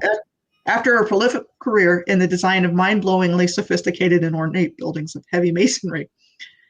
I'm going to scroll through some of my sidetracks here. And then he was also given the credit for the Ames Free Library right next to it. That was commissioned by this guy, the brother of Oakes, that he left will for the money for the construction of a library in his will, and that was built between 1877 and 1879. Okay, so Oliver and Oakes were the co-owners of the Ames Shovel Shop, and he was the president of the Union Pacific Railroad from when it met the Central Pacific Railroad in Utah for the completion of the first transcontinental railroad in North America.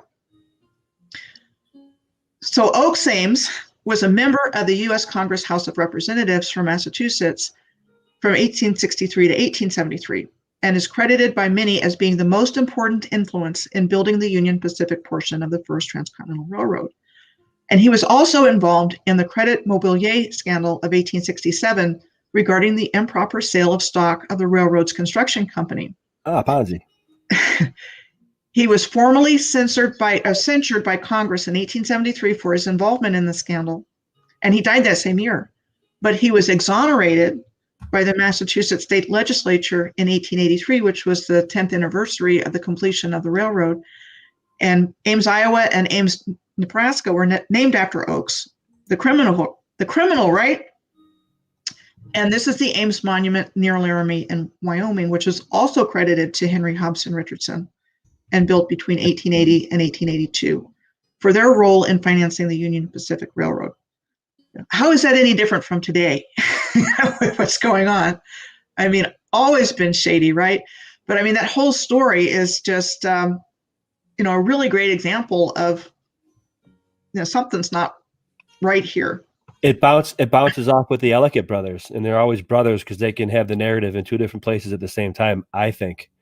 Because there's Ellicott brothers, the dudes that did Buffalo, the radial street pattern in Buffalo, allegedly in 1804, when it was the village of Buffalo before that. Actually, matter of fact, they did call it New Amsterdam, which is confusing because they called New York City New Amsterdam also. But Buffalo, the village of Buffalo, was also called New Amsterdam before Holland land purchase bought it. But allegedly, Joseph Ellicott is responsible for doing the radial street pattern here in Buffalo.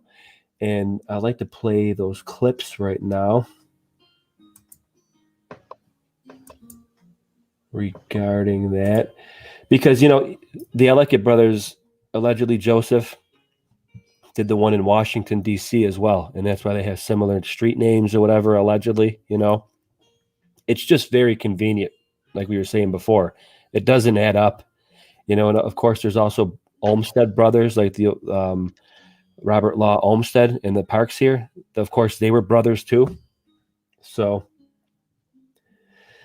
okay, now what I'm going to do here is show a video of, let me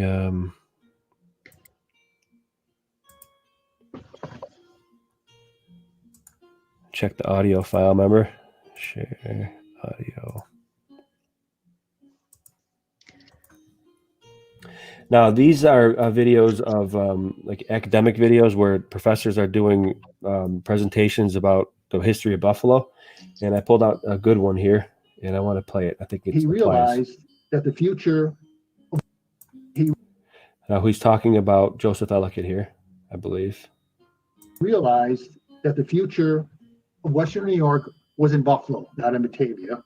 So he decided to establish a road system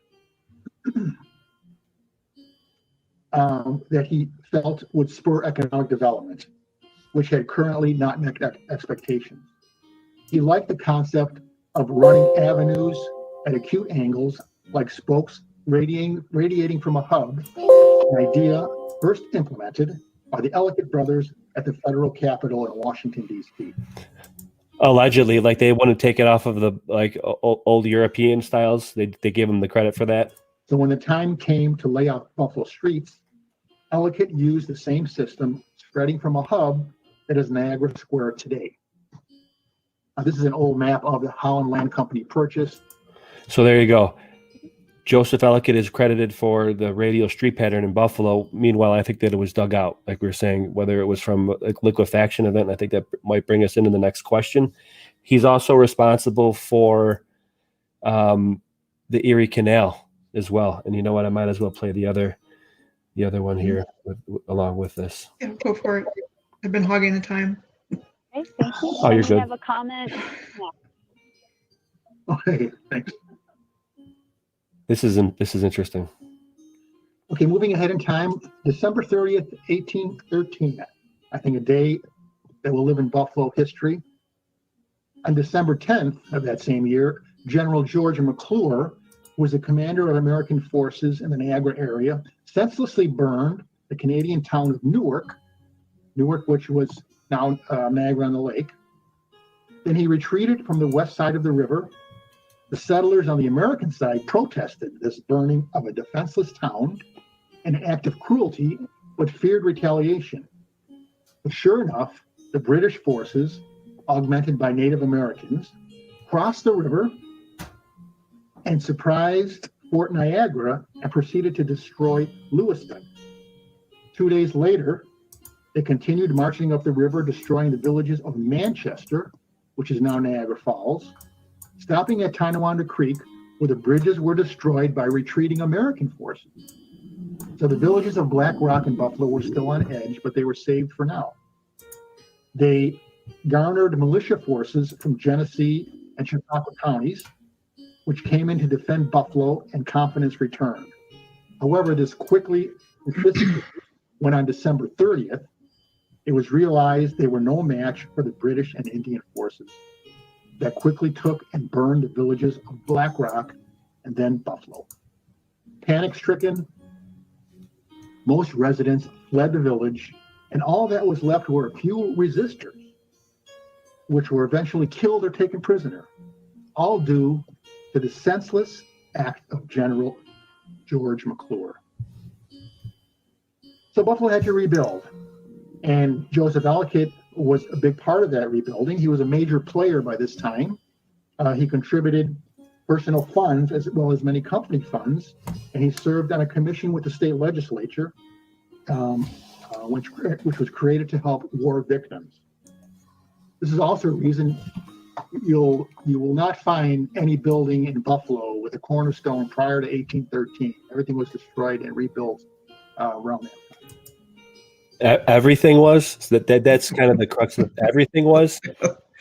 So is that the reason why? So every single building that I see that has two different layers of construction was literally raised from that fire? That's highly suspect, in my opinion. Just for the regular timeline of events that they say happen here in Buffalo. Because when I go and rub my nose on these buildings, I always apply that Brian Forrester quote that I said earlier, so it's certainly confusing. And the sermon is very key here with that. But when I hear something like that, my definitely perked my ears. What do you think about that? What do you deduce from that, Michelle? They're lying. Let me show you another example along those lines. Sure. Here, let me stop sharing. Absolutely. Okay. And again, in the interest of keeping it short, I'm going to share about Fort Washington and Fort Lee. In Fort Washington's on the Manhattan side of the Hudson River, and Fort Lee is on the New Jersey side. Okay, and I just have to find that particular one. I think it's this one. And they took down all of these inclines too. I mean, there's some left. There's the ones in Pittsburgh. Oh, you know what? But those are. I got a cool picture for you. Okay, let me. Research on the Niagara Falls that I got to do. I had to do another Uh, 2.0 and go back at JP, get back on the trail at JP Morgan. Yeah, definitely. Follow But that guy. yeah, I got to for sure. I'm hot on this trail. Follow the money. So there's a whole chain of star forts starting in northern New York, going down the Hudson River, and most of them aren't there anymore. And they got destroyed during the Revolutionary War, go figure, or the French and Indian War. But I'm going to this one because of what they told us.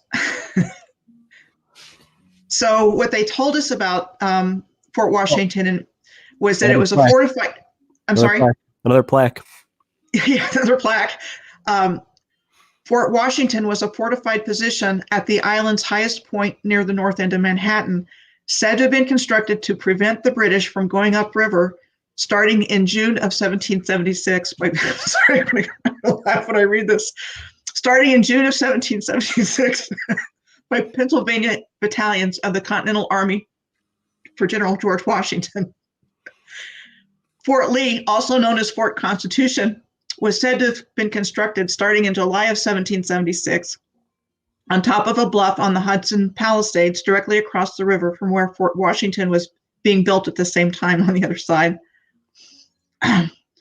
All of the hard work needed to build these fortifications came to nothing, since we were told that in November of 1776, that same year, in the Battle of Fort Washington, troops under the command of British General William Howe and Hessian General Wilhelm von Kniphausen made short work of the American forces stationed there, captured both forts, and took over 2,800 American prisoners, of which only around 800 were said to have survived after being kept in substandard conditions on board British ships in New York Harbor. That's seriously what they tell us. They built the forts. Yeah. It's like using the same format almost, you know? And they were captured right away. So it's hard not to chuckle to yourself, Michelle, when you're actually, I completely understand. It's like, oh, you got to be kidding me. They really? expect you not to look into it, I guess, or add it up. And guarantee if you go visit those places, I'm sure that's what they say. Exactly. Yep. So that's why we have right to question, right? When just by logical deduction. Okay. Then let me show you this cool picture, actually. Oh boy, where is it? You had a cool picture of the Lewiston Incline, and I found this one doing my research on Niagara Falls. Man, I'll tell you, when I'm doing research on this place, I honestly get a feeling of like Huck Finn meets Tom Sawyer meets Pirates of the Caribbean. Great analogy. Check it out. Look at that. So this is a old depiction of the Lewiston Incline, that one picture that you had going through your homework that you gave me. I'm like, oh, that looks similar to the one that I found. I'm like, oh, it is the old Lewiston Incline. And I found this one in an old book on archive.org. And look at that. So you have an incline going all the way up this is the lower Niagara Gorge here, up to a pulley system. And whatever they were doing here, they probably pulling some stuff out. Yeah, I just get the feeling this place was a lot more like whimsical. You get like a Huck Finn, Jack Sparrow-esque type of deal with this. It's fascinating, and that's what drives me to do the research, Michelle, is finding stuff like this, you know, and then watching a video of yours and I see something that looks like, I'm like, oh, that is it. You know, you make those connections. It's very special. And it's those synchronistic clicks that we get that kind of confirm the hunches sometimes when you're doing research, you know. I'm sure you could speak to that. Yeah, I mean, synchronicity is a huge part of this. Huge.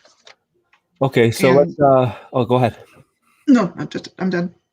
Okay, yeah. Moving right along, let's go to the next question. Do you think, and this comes from one of my fellow bears, Paraplegic Bear. Shout out to you, my man. And this is a great, I think, deduction because of the way that they're shaped. But I know they're on hills, might be a little counterintuitive, but can they have been drains from the flood? You know, some visually appear similar to drains with the many narrow openings. Same with the water towers, you know, the little slits, almost like they could be used to drain with the whole underworld idea and the Piranesi underworld dungeon pictures that Martin Liedtke has shared before. And they do seem, some of these star forts, to be depressed underground. Now, I wonder, not necessarily for drains, but it makes me think of, you know how the cannonballs were saying that they were being shot at them? It almost looked, so I think, in my opinion, Michelle, for those hydraulic mining monitors, they may have been pointing those at these old castles and literally just using, because cannonballs would add up, gunpowder would add up. If they can literally just canal and use monitors to shoot at these castles, well, the next progression, I think, in defense would be to have sloping things. That actually could be more of a defense for shielding and shedding water if the monitors were used as weapons, as I suspect they may have been. I see it as being a benevolent civilization.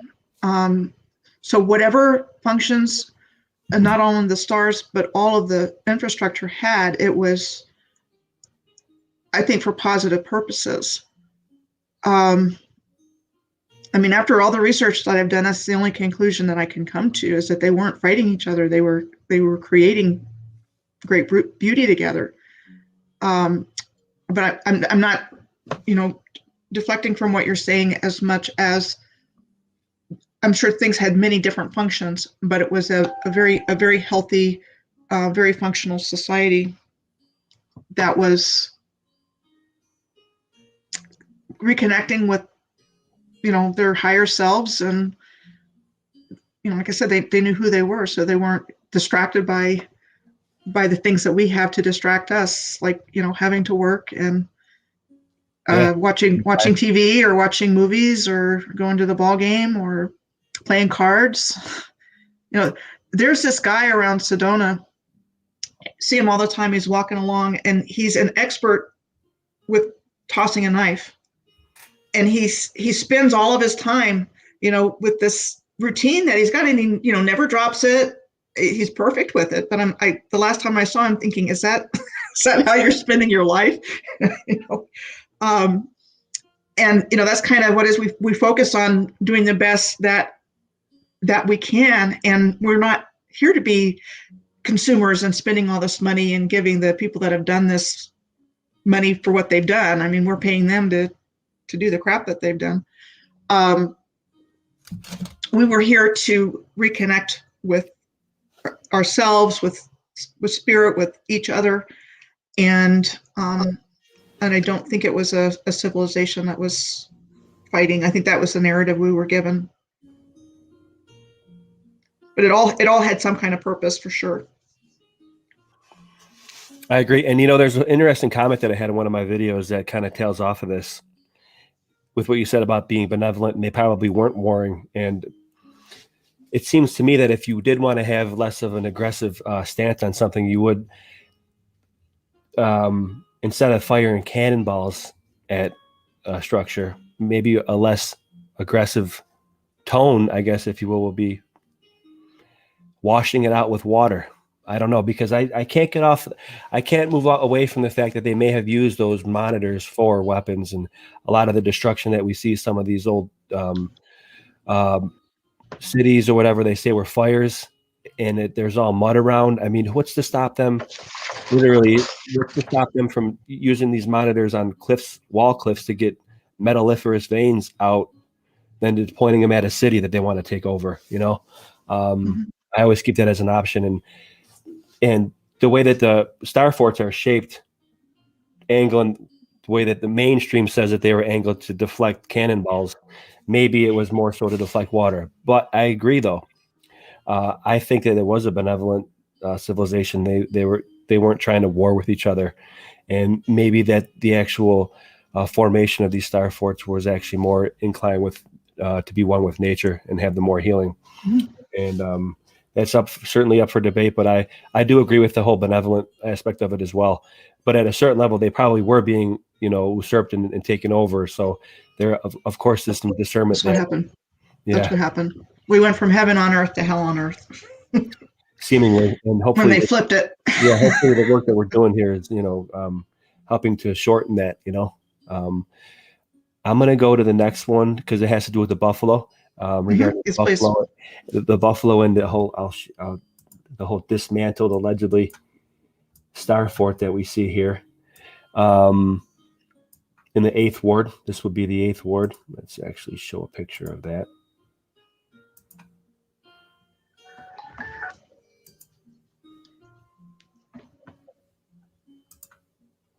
So this is the Erie Basin Marina right here.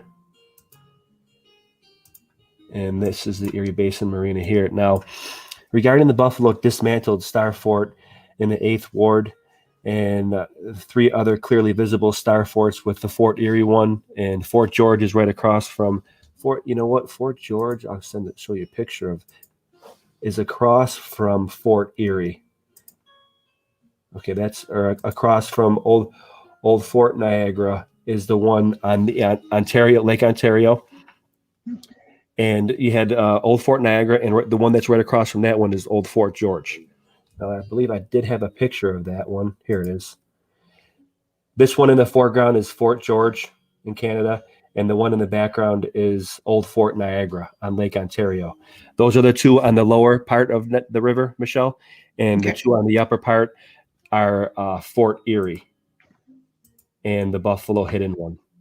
Okay, so... Okay, I'm getting confused here. This is Lake Ontario right here. Fort Niagara and Fort George is in this. See, it's all gone now, of course, right? It was that. Now it's completely... I mean, I'm sure there's... Oh, there it is. There you go. That's Fort George. And then all the way down at the head, you obviously have... Fort Erie is a little bit smaller. This is a small star. And they hid the Buffalo one, of course. So go back to my question. I addressed all the other 4 Star Forts in our region. Do you think, okay, also incorporating Niagara Falls and the whole Lewiston thing, and even out to Depew, where I think that the water lines went to, and I think that the radio patterns, and there might have even been canals going inland. And this is another idea that my boy, Mr. Brees, popped out to me, because the radio street pattern in Buffalo, also we're the only city in the Northeast Rust Belt of cities, if you will, Chicago, Philadelphia, New York City even. We're the only one that has sunset over the water, which is the long way of Lake Erie. Incorporating all that, to me it seems like, and you have your history of research in the Moorish Tartary. I believe it's possible that this region might be capital of this old world that we're researching, or at least a mega hub of it, because it has to do with all the water and all the railroad lines that are in and throughout Buffalo. What do you say to that, Michelle? I think very, very, very possibly. I want to share my screen again just for a second. I think Washington, D.C. might have been the actual capital, and I'll show you why. But I do think what you're saying has extreme merit, that, I think these cities, you look at the word electric or electricity, the cities were, a big part of this energy generation.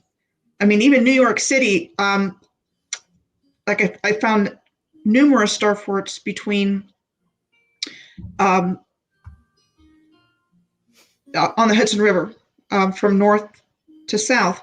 And then when I did previous research on lower and upper Hudson Bay, I found 8 star forts between the entrance of lower New York Bay and the entrance of the Hudson River.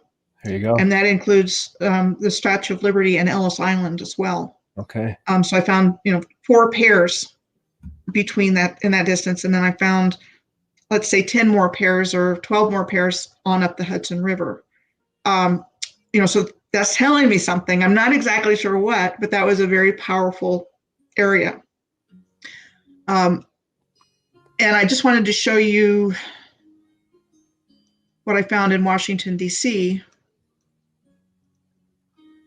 and why I think it may have been selected as the capital, There you go.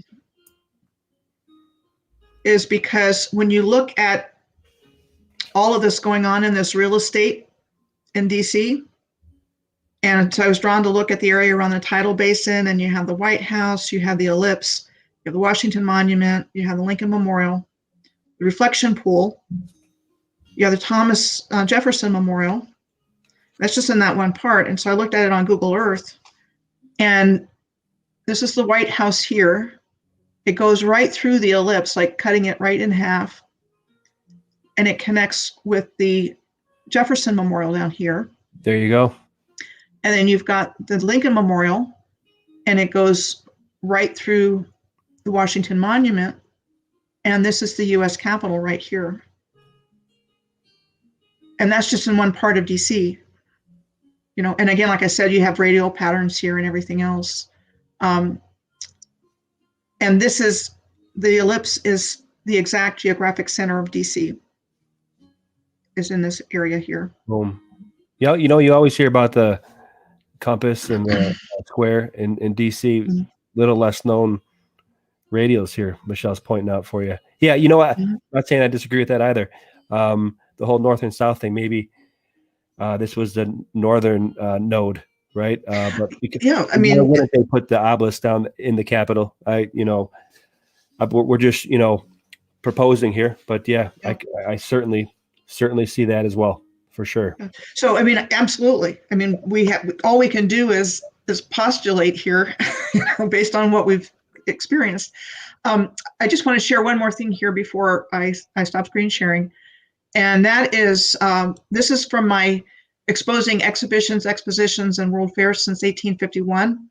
And you had mentioned the Corliss steam engine in your off-topic questions. Yep. So it was said to have been invented by George Henry Corliss and patented in 1849, and is a steam engine with rotary valves and variable valve timing, and is 30% more fuel efficient than conventional steam engines.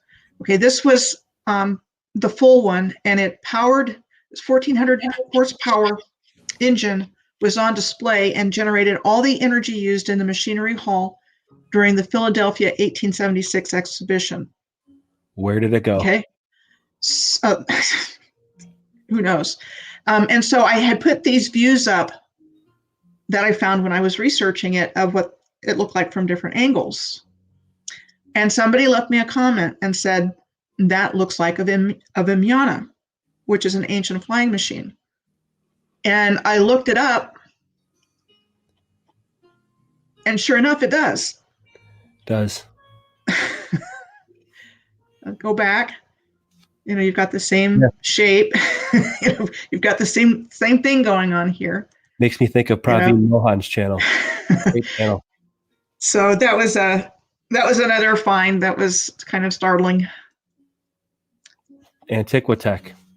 And you know what? Here, let me bounce off that. And what I'll do, Michelle, is so we can wrap this up. What I'll do the top point, bullet point, and the off-topic points, so we can round in our friend John. And let me share this too right quick. Go off the core list. So this is on the Library of Congress map. All roads lead to Buffalo, that I use in my intro, my little quick intro video that Mr. Brees made for me. Look what it says on here, Michelle. Have a chat with the phonograph. A magnificent coreless engine supplies the power that keeps all belts and wheels of machinery hall in motion. You can think of no mechanical industry which is not represented. Yonder is a great perfecting printing press, turning out thousands of copies of newspapers. Every article in which has been written, put in type, and stereotyped on the fairgrounds before your eyes. That was all powered by that coreless wireless engine. And what is, again, words have meaning. What does coreless sound like? Cordless. Cordless phone. Fascinating. So that's a good sync right there too on the map that I've been using forever. Electric Dow is asking a question about the Star Forts being portals to the underworld. Definitely. I mean, Possibly. There's so many things we don't know, wormholes and that kind of thing. And I tend to think they were that sort of like a battery function. And I'm going to share one more time real quick. Sure. You know what? But again, like I said before, they could have had more than one use. So they had technologies and new things we can only imagine and write stories about. Did you point that one out to segue us into the last one? Because that's perfect. No, but I saw the comment. So a battery, also called galvanic battery or voltaic battery, is a combination of two or more cells electrically connected to work together to produce electric energy. And I think I saw where you came in late, Electric Dow, but the star forts occur in combinations of pairs or more. There's at least 2 star forts or more. And so I tend to think they were, they were functioning in some kind of capacity as circuitry. But saying that the civilization knew all about portals and things like that. I mean, think that could still fit under the same roof, Michelle. Like it could be a portal, but it could also be. They could also be entrance ways to tunnels. That could perfectly be feasible. That they are also they're dual purpose or maybe even triple purpose. The whole Piranesi underworld artistic renderings again that I've cited that Martin Liedtke has shown and showcased before. That's absolutely fascinating, and that kind of does bring me into what how I'd like to wrap this up in the spirit of another phenomenal researcher who brought me into this whole rabbit hole, if you will, John Levi.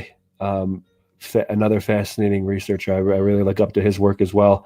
And in the spirit of his second channel, the Off Topic, John Levi Off Topic. Well, this isn't necessarily off topic because it's still on star forts, but he had he showcased star forts. I couldn't find this video where he referenced another channel, IRS Media, who was actually going and mapping 3D star forts all over, and it kind of looked like the actual substrate of the realm itself was made of nodules of these star forts, and they pop out of the terra or the substrate, whatever you will, or even the crust. We're not getting into that debate really, but I thought it was fascinating because it does lend credence to that idea that there might be an underground interlaced tunnel system, and the top and the surface is connected with these nodules of star forts that are maybe in line with your flower of life pattern. And I thought that was a good video that I'll cite, and I'll try to find that one and share it. As above, so below. Right. That whole idea as well. And that everything's connected, interconnected by a lattice of a flower pattern and flower of life, like everything created under logos, from my opinion. But that doesn't take away from the idea that there could be an underworld connection with that as well.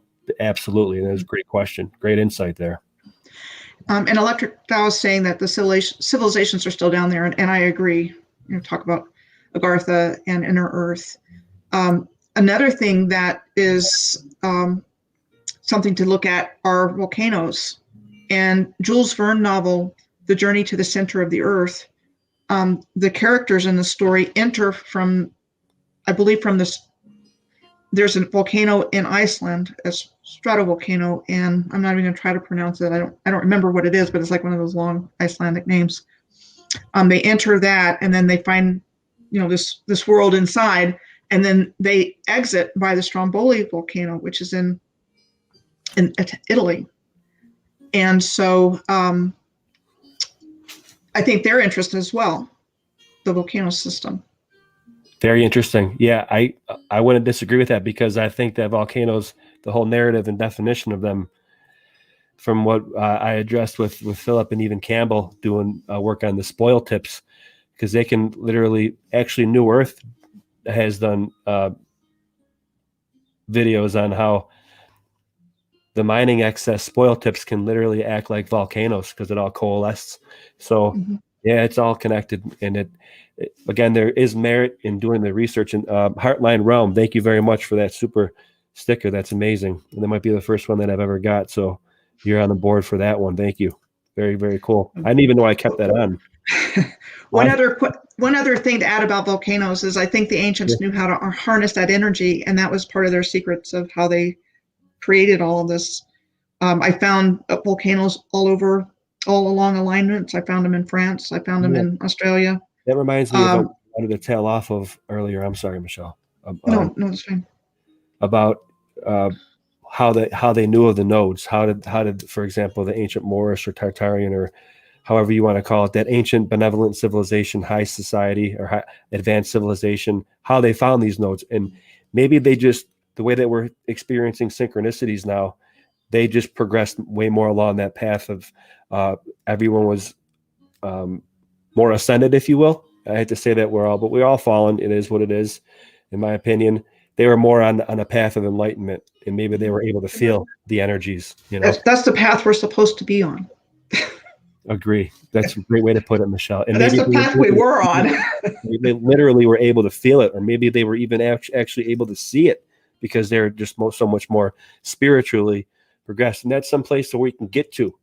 And I keep on coming back to the fact that people will say, well, why research history if you can just deduce that it's all a lie?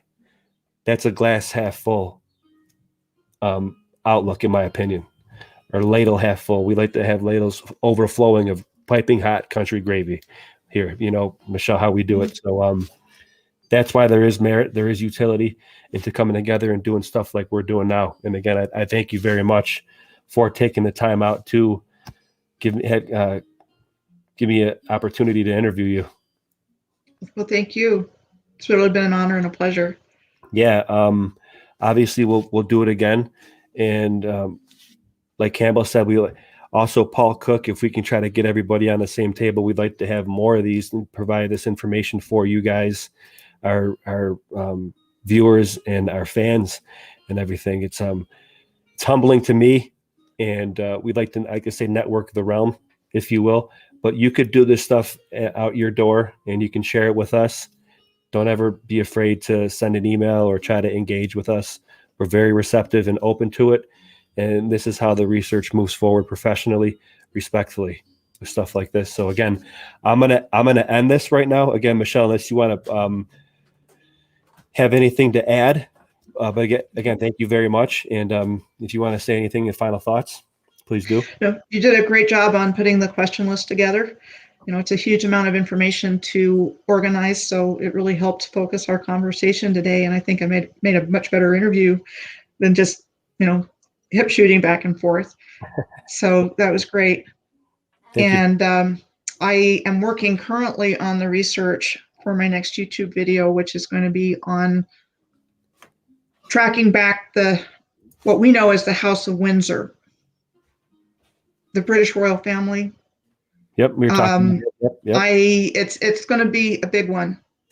They love to record their own history, and when you do that, it's filled with gravy too. So I hope to have it done before I travel at the end of next week. I'm going to try. I've got some things to do before I leave that will probably take time away, but I'm at least halfway done with it, and it will pretty much, pull the lid off of who did this, how they did it.